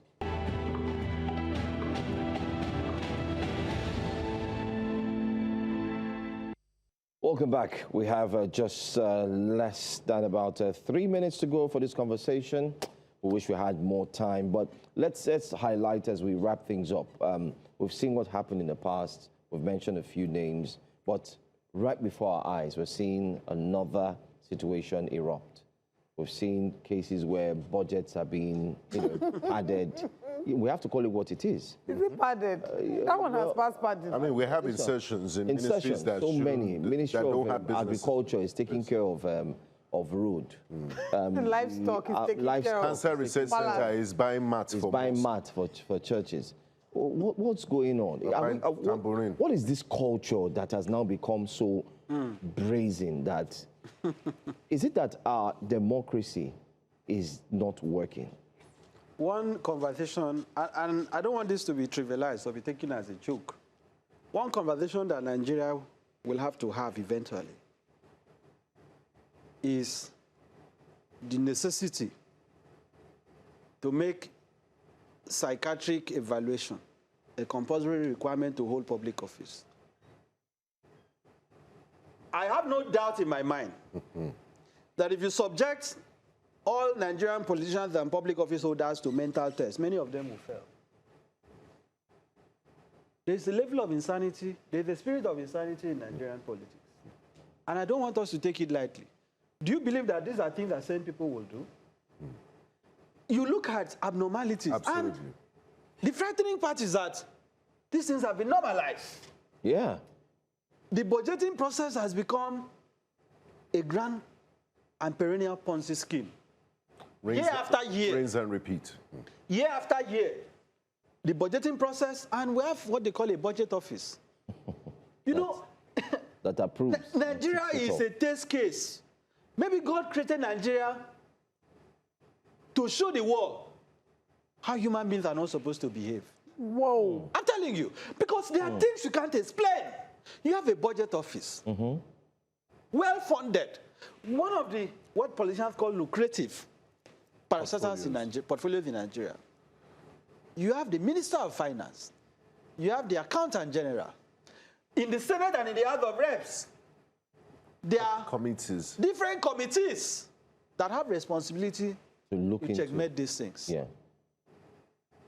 How is it possible that every budgeting cycle, every fiscal cycle, when you look at the budget of Nigeria, it becomes an indictment on the black race? Why should a Ministry of Agriculture be embarking on projects that have nothing to do with agriculture? I read that the Deputy Speaker of the House of Reps, you can Google it, is planning to, as part of his constituency project, to use some billions to build churches. And buy flute. Yes, in his constituency. He said no, it's 700. It's 700. That's come out to say 780 million. Yeah, So it's reduced. You see 700,000 naira. 780 million. Yes, it's not up to 1 billion. You see what I'm talking about? Why will you spend 7 million or 1 million to build churches? Is he telling me, can this Deputy Speaker tell Nigeria? Because we are talking about corruption. And we must also call religious leaders out for the brazen hypocrisy, for enabling the grand larceny that is going on. Why will you even think about that in the first place? In my own state, because let's not only, when we speak about corruption, it is even worse at the state level. In my own state, you had a former governor. Meanwhile, I'm told the FCC is investigating Udom. I'm reliably told. And I'm using this opportunity to tell Mr. Lukayode, myself and other conscientious citizens of Akwa Ibom, we want to see the outcome of the investigation. This is a man that spent billions to build a worship center. Okay, so I want to please please go to that place now. No, but I want to correct the perception, just to be clear, because Benjamin Kalu had spoken about it. When the rumor came out about 1 billion solely for the purchase of musical instruments for churches in Bende Federal Constituency, Abia State, he released a statement, and according to him, he said it's 780 million after VAT and other statutory tax deductions. And he explained further that the funds are designated for a youth reorientation and social support program to be implemented through faith-based organizations across Bende Federal Constituency. So they are not buying this. Okay, how do they want to reorientate these youths? Through what? Through music? Because if you want to use musical, if this is orientation, you should gather them in a stadium and play Fela songs. So let me explain how they are going to do it. I'm serious. Let me explain how they are going to do it. explain. He gave a breakdown. He said Bende has 13 federal political electoral wards and over 200 churches. The first phase of the support targets 130 of these churches, averaging about 10 churches per ward, which amounts to approximately 5 to 6 million naira per church. It is designed to equip churches to expand existing youth program platforms, focusing on character reform and to deliver more impactful community outreach. It is even unconstitutional. What's the state of the primary healthcare centers It in is that place? unconstitutional. Section 10 of the Constitution says, and I quote, Separation. the government of the federation and of a state shall not adopt any religion as state religion. Is he telling me that in his federal constituency, there are no traditional worshippers? Well, will he go and help them to fix their shrine? Oh, there's another one. There's a budget for that. He has also responded to that. No, just mosques and churches. That was yesterday. How about the traditional worshippers? Yeah, the Oba's palace. His responsibility as the lawmaker is not to prepare people for heaven. He should be after his own personal salvation, which, as I'm sitting here, is not guaranteed. These people, I am telling you, something is wrong with our public office holders. I don't know how well equipped. I would strongly recommend for the government to re-equip Yaba left. We should have a mental institution across the entire country for our politicians. I do not believe that these people are saying. You are telling us that you want to equip churches. Okay. Is that your responsibility as a lawmaker? He wants to equip the youth. But we as the citizenry, what role do we have to play in all of this and holding this to account? Because he feels that we are sort of getting away with everything. Exactly. There's a lot of things that the government, the politicians are getting away with. What can citizens do? We are easily distracted. Or we've become despondent. We've got or use a serious issue and start doing challenges. Olive, are you telling me? TikTok? Olive, are you telling me that in his constituency, all the primary schools and public schools are in good condition, all the primary health centers are in good condition, that the money he's talking about cannot be used for those things that really have bearing on, are you telling me that he cannot use that money if he's talking about empowerment to build institutions, infrastructure, even markets for women in his community? Are you telling me that he cannot use that money for scholarships? These politicians are not okay. And I want to be quoted as saying that Nigeria needs to look into our psychiatric system. We should have a psychiatric hospital in the National Assembly. We should have a psychiatric hospital in the Presidential Villa. We should have a psychiatric hospital in all government houses in Nigeria. Something is wrong mentally with these people.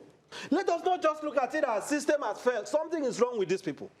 Okay. Thank you so much. Put the pin there. Thank you very much for joining us this morning. It's been quite an intense conversation that we've had, and we'll look forward to continuing this. We're going on a very quick break, and when we return, Breakfast Central continues. Please stay with us.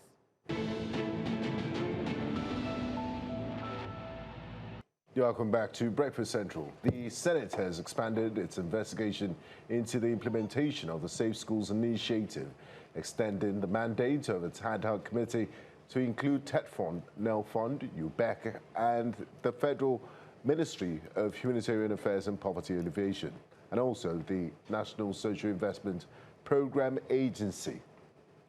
Lawmakers also granted the committee an additional 3 weeks to conclude its work, according to the committee chairman, Senator Ojo Zokalu. Preliminary findings show that school security, education funding, and student welfare programs are closely linked, making it necessary to examine the roles of the additional agencies. The expanded probe will review funding, project implementation, accountability mechanisms, security interventions, student loan disbursement, school feeding, and educational programs. Let's also mention that there's some facts that you should know about Safe School Initiative and some agencies that will now be probed.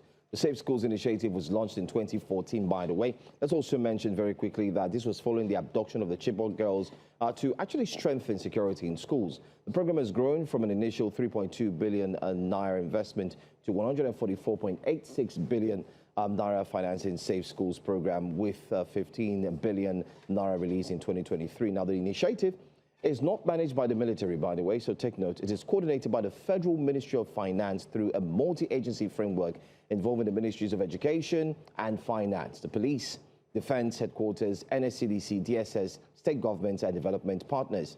But let's go straight to our guest this morning and have this conversation looking at the probe and what we should expect from this probe. Joining us this morning to have this conversation is Education and Media Innovation Specialist and the CEO of EduGist, Elvis Boniface, joins us this morning. Thank you so much for being here. Let's talk about this probe. Many have said it's been a long time coming. Again, we've seen it again. Budgets are being mentioned, they're being released, but people say they barely could see the impact of these budgets. And now the Assembly is saying, let's look into it. Let's probe them one after the other. What do you make out of this?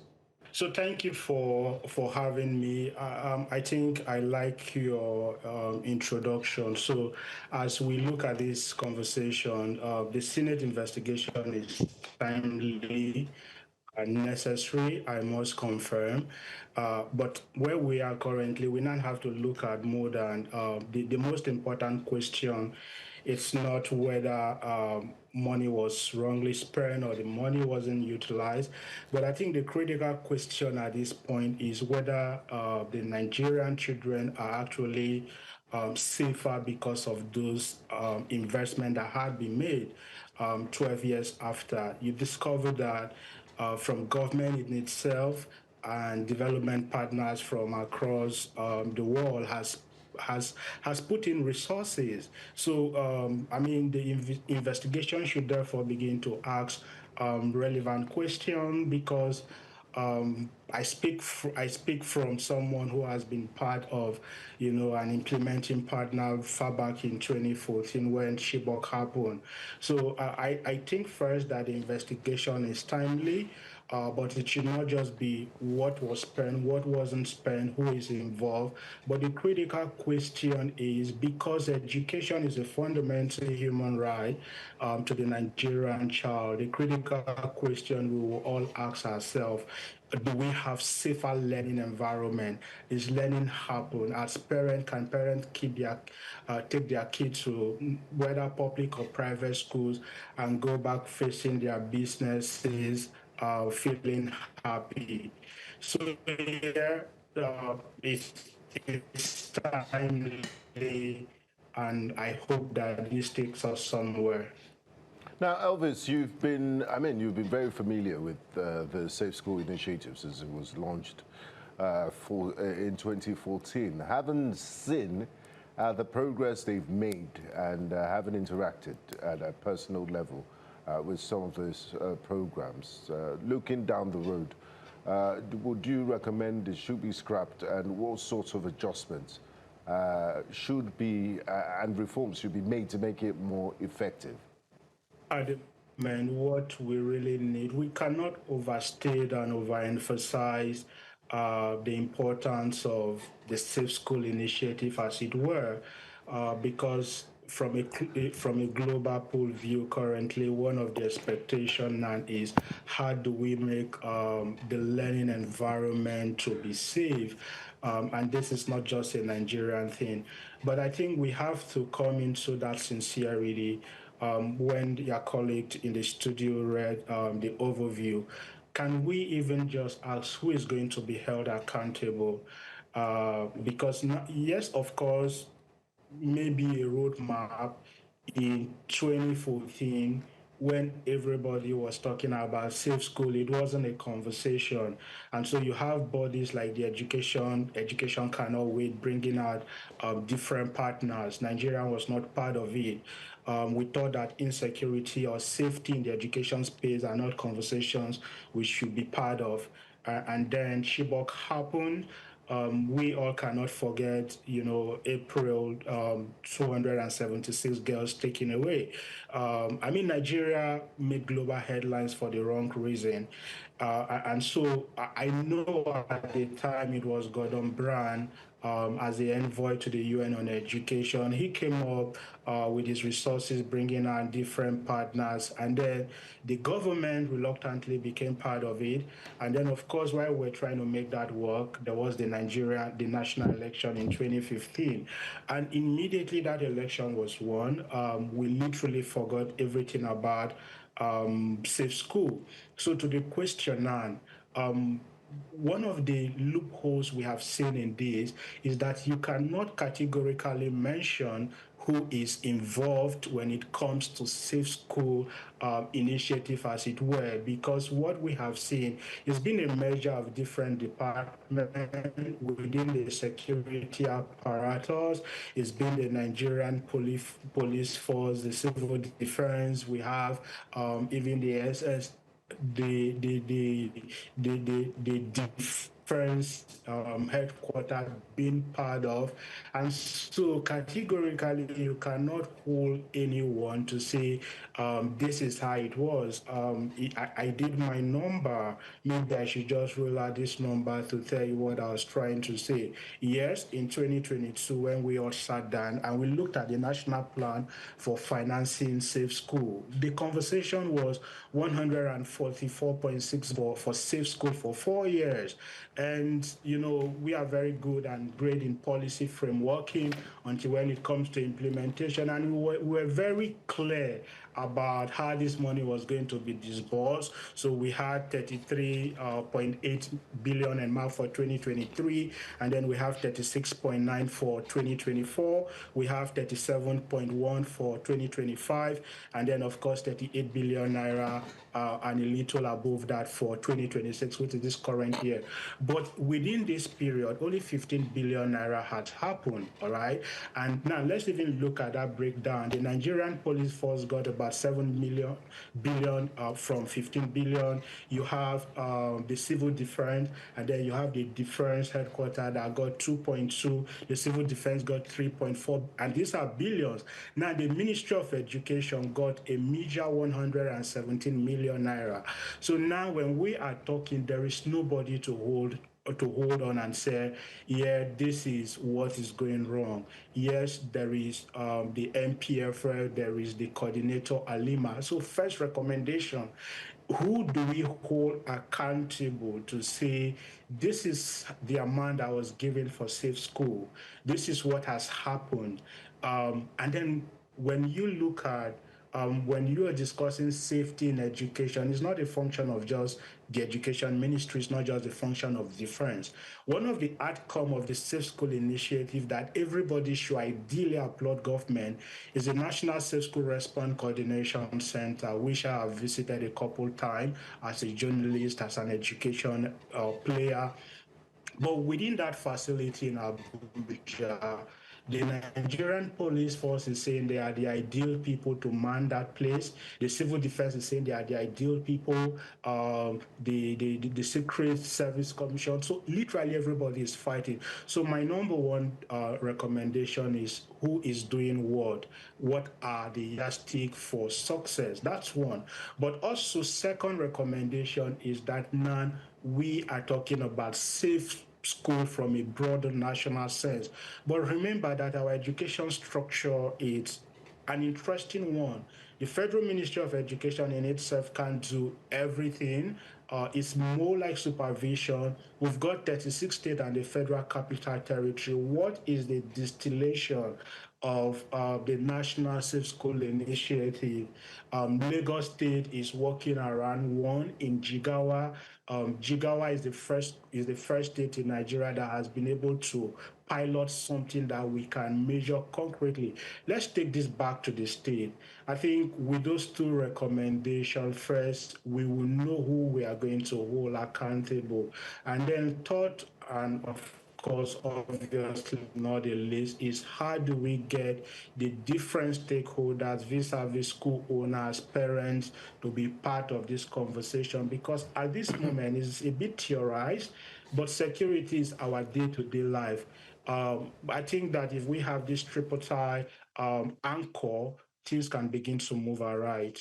The reason why the Safe School initiative started was, of course, to guarantee, just like the name implies, safety of our schools after Boko Haram attacks with the Chibok girls. If you look at this year alone, we've seen Oriri attacks, we've seen the Askaroba in Borno State. So the question is, like you said, are schools really safer? Started out with 3.2 billion. It has come up now to about 144.86 billion, financing scheme. In 2023 alone, 15 billion. So should future allocations to these agencies, such as State Fund, UBEC, and NELFund, be tied to clear school safety outcomes so that we're sure exactly who to hold and, what to track, what the KPIs should be in this regard? Yes, brilliant summation. I mean, because the basis of this conversation, we are trying to do a deep dive into what the Senate has done so far. Now, the question you begin to ask yourself, the Senate is saying for the next 3 weeks they are expanding their investigation into the Tertiary Education Trust Fund, the Nigerian Education Loan, to UBEC, Universal Basic Education Commission, and all that. It goes down to what I am saying. First, to answer your question, the Nigerian child is not safe. And I'm glad maybe for platforms like this, we're beginning to take conversations like this. I mean, amidst all that is happening, the very bad one that has happened to us as a nation is Orire, in your state. But one problem that we must first come and ask ourselves or ask ourselves as a nation if we are failing the next generation is, I can tell you 2 days after the incident, I work with an international global media organization to comb that place. Now first, we do not, until now, up to now, we in the media, we in education, we have just come up with a number. We cannot ascertain for certainty the number of pupils that were kidnapped in that school. We do not have that number. So first, maybe we should go back to the drawing board and said, do we have a verified statistic of the number of children in Nigerian school? Lagos State just last week has just, started the school census. And what that is trying to help us to get is what are the number of children in Lagos public schools, right? Can we expand these a bit further? Because first, if we don't even know the number of the Nigerian child, and then for future allocation, what every country is asking themselves when you sit at education budget fora, whether it's Sweden, it's Norway, what they are asking you is what is the cost of educating a child per school session, and then what is the amount to educate that child for 6 years based on the education curriculum. You look at that and then you multiply it by the number of children you are going to get into K-12, and that gives you the exact amount. I'll tell you the 15 million that we have looked at. The first time money dropped in this safe school, the 2014 intervention was purely a developmental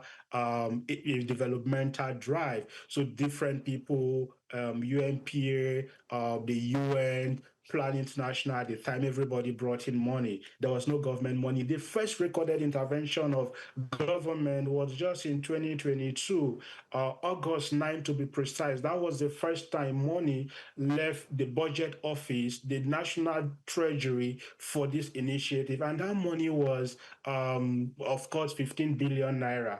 And the KPI was that we're going to get intervention in 18 states in northeastern Nigeria, where this thing has been more apparent, and then 48 schools.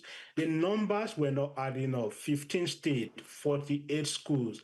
Within the 15 states, how many schools were you going to select to get to 48? Now make the division of 15 billion naira by 48 schools. What are the number of children in these schools? What are the number of teachers and parents in this?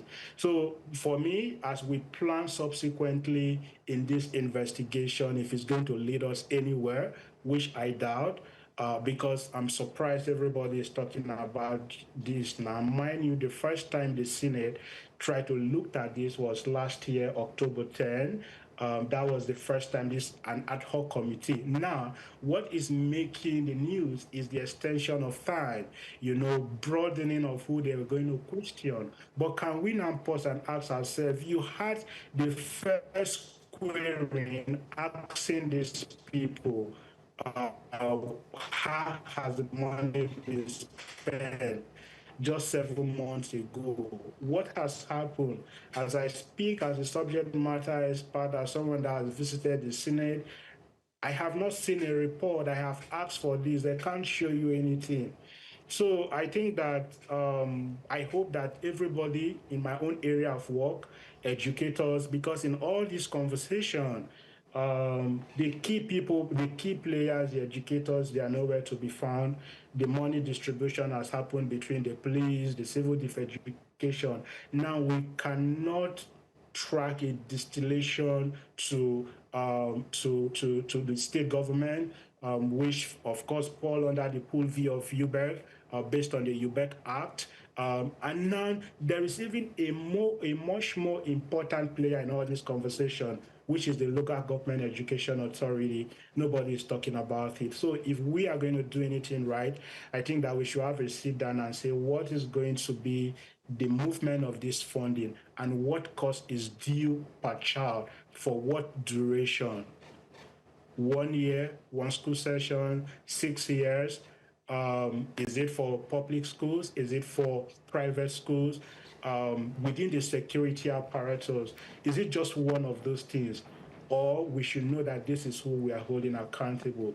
If we are serious, I think that when we put all these nuances, considering our special context as a nation, and then the design of our education nomenclature, I think that we can begin to find a way and get a way to make things work. All right. To ensuring that the Nigerian child does not feel safer, but is indeed safe. Okay. Thank you so much. Thanks for sharing your thoughts with us this morning. We'll continue to wait and follow through to see what the Senate will indeed find. But we appreciate your time. Thank you so much. All right. We'll go on a quick break. When we come back, we'll take a look at the front pages of the newspapers, and you can have your say by calling in. Stay with us.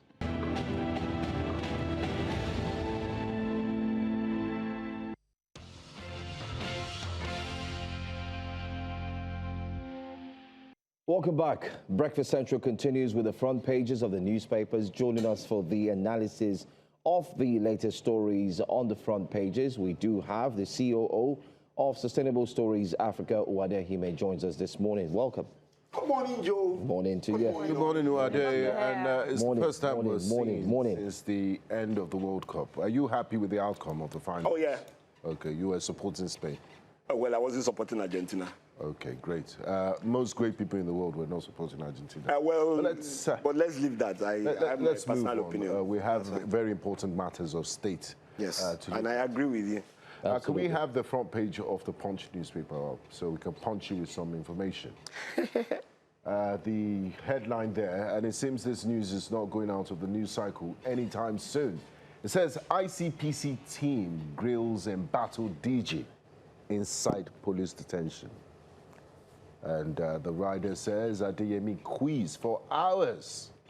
And interrogation continues today. You know, when they say he's been quizzed for hours, the image that comes to my mind is when he was sitting down on the floor in an undignified position and the journalists were asking him, what is your name? I told you before now. So I wonder how this quizzing. No, this one is police. Police, so you cannot tell them. And they won't even make him sit on the floor. No. We have professional men and women of the Nigerian police force. Reps question Akume, Ribadu, Fagbemi, Disu, and Accountant General today. The House of Representatives seems to be doing a very good job in getting to the end of this controversy. So there we have it. And Dangote resumes Naira petrol sales, hike price by 140 Naira. So it's not, that's not so palatable news. And crackdown on cultists. Police arrest 3 cultists and seize firearms in Lagos. Ondo Speaker gets Sunday deadline to resign or face impeachment. And delayed justice, crowded cells. Punch newspaper report there. Over 80,000 rot in Nigerian prisons, and a huge percentage of them are awaiting trial inmates. Police top list as ICPC uncovers 908 ghost workers. I don't understand. So there are ghost policemen on the payroll. And I'm sure APC supporters in the presidency would make a whole deal out of this. Trump hails Tinubu over anti-terror war. He's commended the president on his efforts to deal with terrorism in Nigeria. So there you have it. Which one of the stories would you want to react to? Should we start with the fake agency probe, or just let them do the investigations? Let them. They are still investigating, so let them investigate. And Dangote resumes Naira petrol sales, hikes petrol price by 140 Naira. So, well, international prices have gone up, so you expect that. Is there no way we can cushion it? The government can, because I mean, it's really hard. I drive a V8 engine, and it's you do? Yes, it's a gas guzzler. It is. So it's blowing a hole in my pocket. What can the government do from a sustainable stories Africa? He's trying to put you on this spot. To reduce it, I mean, there should be other things now. Something that is coming out of our coastline. God-given crude oil. Why should we be paying at international price? Are we going to OPEC to? You see OPEC's crude oil? Which country is the largest producer of oil in the world? I think Saudi Arabia. No. Venezuela. Nope. The United States of America. So are they not living in international prices? That's them. We're different. No, we're not. I've always said that refining is a business, and we must treat it as a business. And that's what Dangote is doing, in my own opinion. So why are crude oil, why is the pump price cheaper in other oil-producing countries? Which countries? Iran, for example. If the government decides that they have things that they can do in their own places to... In Venezuela, you know, there's a saying that if you buy $100 worth of petrol in Venezuela, under Hugo Chavez, it can take you and around... where is that economy? It can take you around the world. Where is that economy? It was destabilized by the United States. Wow, before then?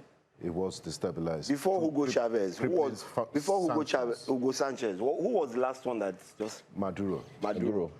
Under Hugo Sanchez, people used to carry money with wheelbarrow. $200, $500, you carry it with wheelbarrow in local currency. Anyway, let's leave Venezuela. But let's leave Venezuela, Nigeria, and we're facing Nigeria. And like I've always said, and I will continue to maintain, that the regulation is good for the system, and I will always support the removal of subsidy. So you are happy to buy petrol at 1,300? I bought petrol at 1,300. I will buy what I need, and if I don't have to go somewhere, I don't go there. And today, thank God that we can do Zoom meetings. I don't need to go out. I don't have to go out. But no. So let me give you a good example. Over the last 1 week, my car was bad, and it cost me about 100,000 just to come to all the things, just to go out on Tuesdays and Thursdays only. In this 1 week, until I got my car back. So that's the reality I face, and I will manage that because I have to cut my coat according to my material. It's not your size again. No, my material. So if his waist jacket, I have to make. Well, you're so fashionable that you're even using extra material. It's a baggy material. It shows your status. Let's go on a break. We'll have to go on a break. When we come back after the break, we'll continue with the front pages. Stay with us.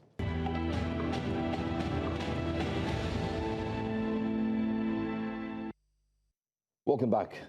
Let's take a look at the front pages back again. This time, we're still looking at the Punch newspaper. There's some big stories there we want to quickly touch on. Police top list is ICPC uncovers 908 ghost workers. Let's take that.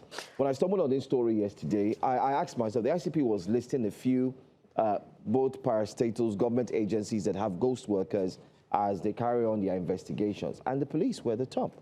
And coincidentally, police officers also caught the same ICPC chairman and got 53,000 plus from him. Took him to the POS stand, so they compounded. Maybe those probably are the ghost workers. 908 ghost workers. Yeah, but But let's get a bit more serious. The fact remains that what's the work of the Civil Service Commission? Are you with me? If it's ICPC that has to start discovering this, there are staff audits, or there should be staff audits. Are they being carried out? And when you do these audits, where are those reports? We seem to be living in a country these days that government functions only in its name, not in the activities that is meant to be carrying out, or the functions that is meant to be carrying out. And it's just sad. It's just sad. Fake agency, ICPC discovers 900, and this is a country that we've moved from manual payroll system into the integrated system. And so why are we all scared of, even when the integrated system was an issue, oh, this the ministry doesn't want to be there. Why? There's also TSA. And under TSA, the budget is even more inflated, and the monies that come into the less monies are coming into the system than should be, allegedly. So I'm lost for words. Really. I can see that you Let's take Uche from Abia. Uche is calling from Abia. Maybe Uche will complete the words. Uche, good morning. Good morning, everybody. Good morning to you, Uche. Yeah, Mr. Benga. Good morning, sir. I'm so surprised that ESGC and ICPC is not looking into this money donating to churches and mosques, even the Obas. I don't understand. For me, Benga, where I'm calling from, it's about 20-something kilometers to the house of Deputy Speaker. Go and check whether there is a good road there. You are talking about churches. How many churches are in that Bende local government? They have turned it to, is it youth empowerment or whatever they call it. I'm so surprised. The kind of corruption that is going in this administration. The first administration under APC, which is the late President Muhammadu Buhari, we are now seeing Malami, a own Attorney General of the Federation. Look at the kind of property the man acquired. The symbol of authority regards to corruption or justice in the country. And this administration has started their own again by rolling out Obas. What of those people that are not worshipping both traditionalists and also going to churches and mosques? Where are their own? I don't know where they are getting me. If Nigeria is 200 for something million, about 40 million or 30 million, you not go to church, neither mosque, nor worship Oguna or whatever you call them. Where are their own budget? It's a pity the kind of people that are leading us. I support the former, against that said we have to have a psychiatric, places in the House of Senate, House of Representatives, even House of Assembly. We have to have them. To checkmate corruption. Corruption will kill this country. There is money in this country. There is no need of borrowing money outside the country. We are rich. But it's a pity that our leaders, nothing in their upstairs. God bless you, people. God bless. Thank you very much. God bless you too, sir. Yeah, there you have it. He says the Nembe local government, that even the roads there, and that's why we mentioned highlighted priorities, that what's the state of the primary healthcare centers there, what's the state of the schools, and even the basic infrastructure. But he wants to do due to orientation and programming and buy them flute, guitar, and tambourine. Wade, I'm sure you've seen that story. I first bumped into that story yesterday night, and the first thing that came to my mind was Fela's song in 1976, 77, 78, Coughing for Head of State. I think Nigerians should go back and go and look for the lyrics of those songs, because I just checked it now. What does he say? Pastor's house, nine they find pass, and my people, they stay for poor surrounding. I don't understand how people who don't pay taxes use taxpayers' money to start to renovate. What do they do for us? They pray for us. Excuse me? Every day we pray for you. See the day we meet again. I really don't. They say they are non-NGOs. They run businesses that come under those things. Taxes are not paid. Nigerians go there. They collect all forms of monies. And then the government now decides that 8 billion is for churches, it's not their mosques, fault. And then 22 billion. But should you blame them or should Exactly. you blame Is it not the government that is giving No, it? no, no. Somebody That's what I'm saying. I said the government now. Yeah. But I'm blaming the government. So if you want to support your local mosque, support your local mosque. You want to support your local church, support your local church. But don't use taxpayers' money to claim that you are building, you are renovating. Taxpayers' money to people who don't pay taxes. They're not allowed to pay. They don't pay taxes by law. And then you carry our monies. And give, and That's valid. But another thing is, It's not just being valid. That's what you're doing. Are the monies really going to them? That's another not, thing. See, that's No, but that's a very important thing. And I agree with you. But the first part is this. For you to that you think it in the even first think place. about it, that you are going to use taxpayers' money, 8 billion of Nigeria's money, for people who don't pay taxes, and their congregations support, contribute in all forms and manner. Why? What are they? We've been praying in Nigeria, and nobody's acting. God bless you. You know, Prayer without action is dead on arrival. you know what you just said now? I mean, you just hit the nail on the head, that it's the act. They didn't just only think about it, they sent it to the National Assembly. And it was whether signed. money was disbursed or not. Before we get to the disbursement, the question is, it was signed by the House of Rep, by the Senate, by the combination of both houses, and then the president signed off on it. So it beats me when you hear Akpabo says, "Oh, he did see the budget." Are you for real, as Senate president? Do you an think indictment in the first place? It is a huge indictment. Do you think it's high time Nigerians have like, let's just press pause. I think that's the word. Let's press pause, and let's have a meeting with the leaders. No. The meeting with the leaders comes in January. That's what I'm saying. I'm coming. I know what you're saying. But I think with all what we've seen, this is July.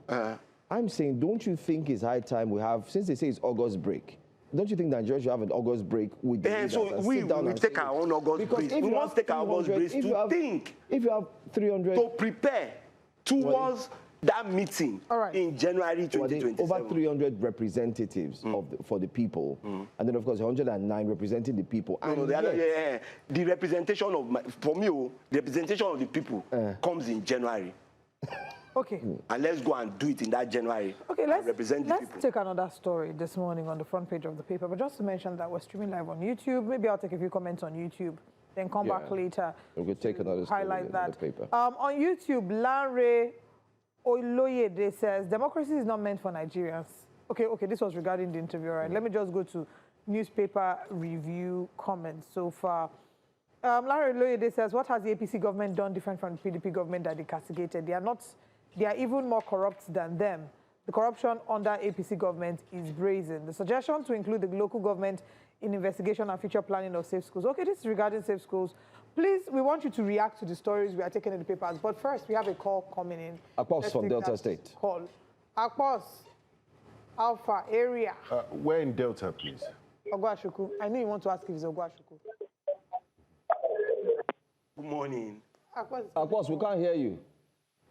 The network is not the network is not playing Ogwashuku. I'm sure it's the popular Akpos. There's no network in Ogwashuku. Yeah, there's no network. Okay. If I enter Akwa Ibom. No, solid. Delta, let me not go. Wow, so we are now doing Battle of the States. We are all first Nigerians. Wait, No, I'm not done with Punch. I want to take a story on the Punch paper. Sorry. Joe, don't go into these states. So. No, exactly, we are all because you don't pay tax in Akwa Ibom. Exactly. Neither does she pay in Delta. We are all here in Lagos. We are all here in Lagos, and your taxes are going to Lagos State. So let's get that right. I was canvassing for our palace earlier. Larry Oloyede says, I'm not venting my anger here. I have my PVC, and God spare my life. I will use it to vote in candidates. God bless you. God bless you. You see, he has taken his August break. So what we need to do is, this August break, let's continue like we do here, and we'll continue to do on every other places that we can go to. Educate our people. I need to highlight Ondo Speaker. Ondo Speaker has been asked, he's been given a Sunday deadline to resign or face impeachment. What's the issue? The crisis in the Ondo State House of Assembly remains unresolved as majority of lawmakers have issued a Sunday ultimatum to the Speaker, Olamide Oladiji, to resign from office or face impeachment. Now, I need to read why they have asked him to resign or face impeachment. 21 of the 26 members of the House have signed an impeachment notice against the Speaker over alleged financial misconduct. The Speaker, Mr. Speaker, was accused of diverting 44 million naira from funds allocated for the reordering of the budget of the Ondo State Oil Producing Areas Development Commission.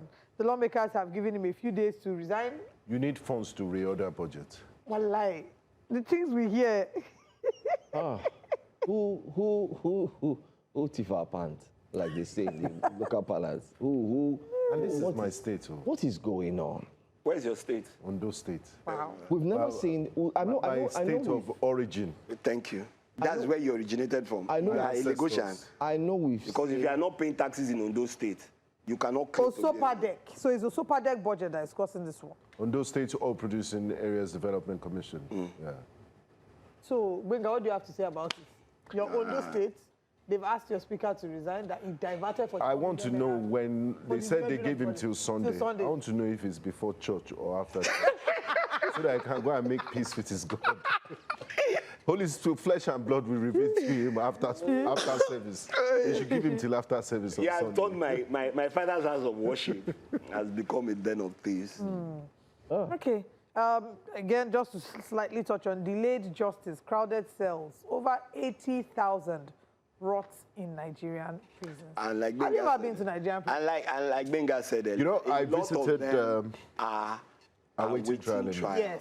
So during the Justice Week in Lagos State and in most states, the Attorney General of the states and Commissioner for Justice, they do this thing that they visit prisons, and then they release some inmates that have been of good behavior for minor crimes like pickpocketing and all of that. And when I was on radio, I had the opportunity to visit Ikoyi prisons, and what I saw was not palatable. It was Justice Phillips, then retired, that was the Attorney General, and I could see the congestion, the condition that these people live in, and that was maybe 8-7 years ago. So I can only imagine what the present situation is. And it brings us back to what we've always said criminal justice about system. about the justice system as a whole. Who is topping the list of ICPC? Let's even go back Police. there. Is your friend. Happy Customer Service Week. Why won't you have this kind of things that go round from the beginning? And where does the justice system start? It really starts from the community. And that's why you hear community policing, community eye watch, and all those things, so that you can work with the main authority. Correct me if I'm wrong, my sister. I cannot correct you, my brother. because all of a sudden, it seems to be that it's only judges. Oh, wow. There's another state that built, I think it's justice system. that just built palatial houses. Governor Hope Uzodinma. No, that's what I'm asking. Yes. That it seems to be. What happens to teachers, doctors? I think we should go and actually read the lyrics of that fella's song, Coughing for Head of State, because he mentioned a lot of these things, aside from pastors, aside from imams, aside from bishops, church, and this is something that he said almost 50 years ago. And it's still happening, and it's happening. It's even worse. It's worse. Okay. Why are executives so obsessed with judges' welfare these days? Is there something happening? It's obvious that the question we should even ask is, why are the judges not standing up to say, let's reject this? You know the funny thing, when I was in law school, when they were teaching us about rules of conduct for legal practitioners, there were certain things that were not allowed. First of all, collecting of gifts. hobnobbing with certain people. You see, because it part can of be the interpreted as part of the rules is that you don't even go for some functions. Yeah, social functions. Now Social. it has become normal for us to see the judiciary hobnobbing with the executive. Where then does the conversation about the independence of the A.V. Dicey, principle of the separation of supremacy powers. of the law over the rulers? My learned colleague from a See, distance. me, I just don't like to show myself. Hey, okay. Well, in Daily Trust. I'm a lay reader. Oh, no, let's do Daily Sun. Let's do Daily Sun. I Actually. might not be a lawyer, boss. Daily Sun newspaper on the front page. Presidency Atiku fight, two fighting. Ex-VP's sordid past haunting him. Apologize, resign over PFIPC scandal. Atiku tells Tinubu, if you like say any small thing like this, Alhaji Atiku Abubakar will say resign. I think he's not even speaking for APC. He's an opposition. Only him by himself. He's an opposition. But the American, that's how it's meant. but the American government has given him commendation. So why Yes. is that? So why is Tinubu has, Atiku? So why is Donald Trump has so why is Atiku asking? Does Donald Trump have PVC? What is his commendation? What does he have to do with anything in Nigeria? That commendation is true. That's a man who has worked For with people that don't see the bigger picture. Well, Although some you say, say so. I saw the letter this morning. Some say the Which letter? The letter. They said the Where, letter which was letter? placed on the APC letter. with Donald Trump's signature. It was. Oh, placed on okay, the APC okay, letter. okay. So people were So saying, let's leave that. They now compared it to other letters that are being sent to countries. You know, they God compared bless it you. to other countries. God bless South you. How can they have America. APC And letter? so, and they had the signature.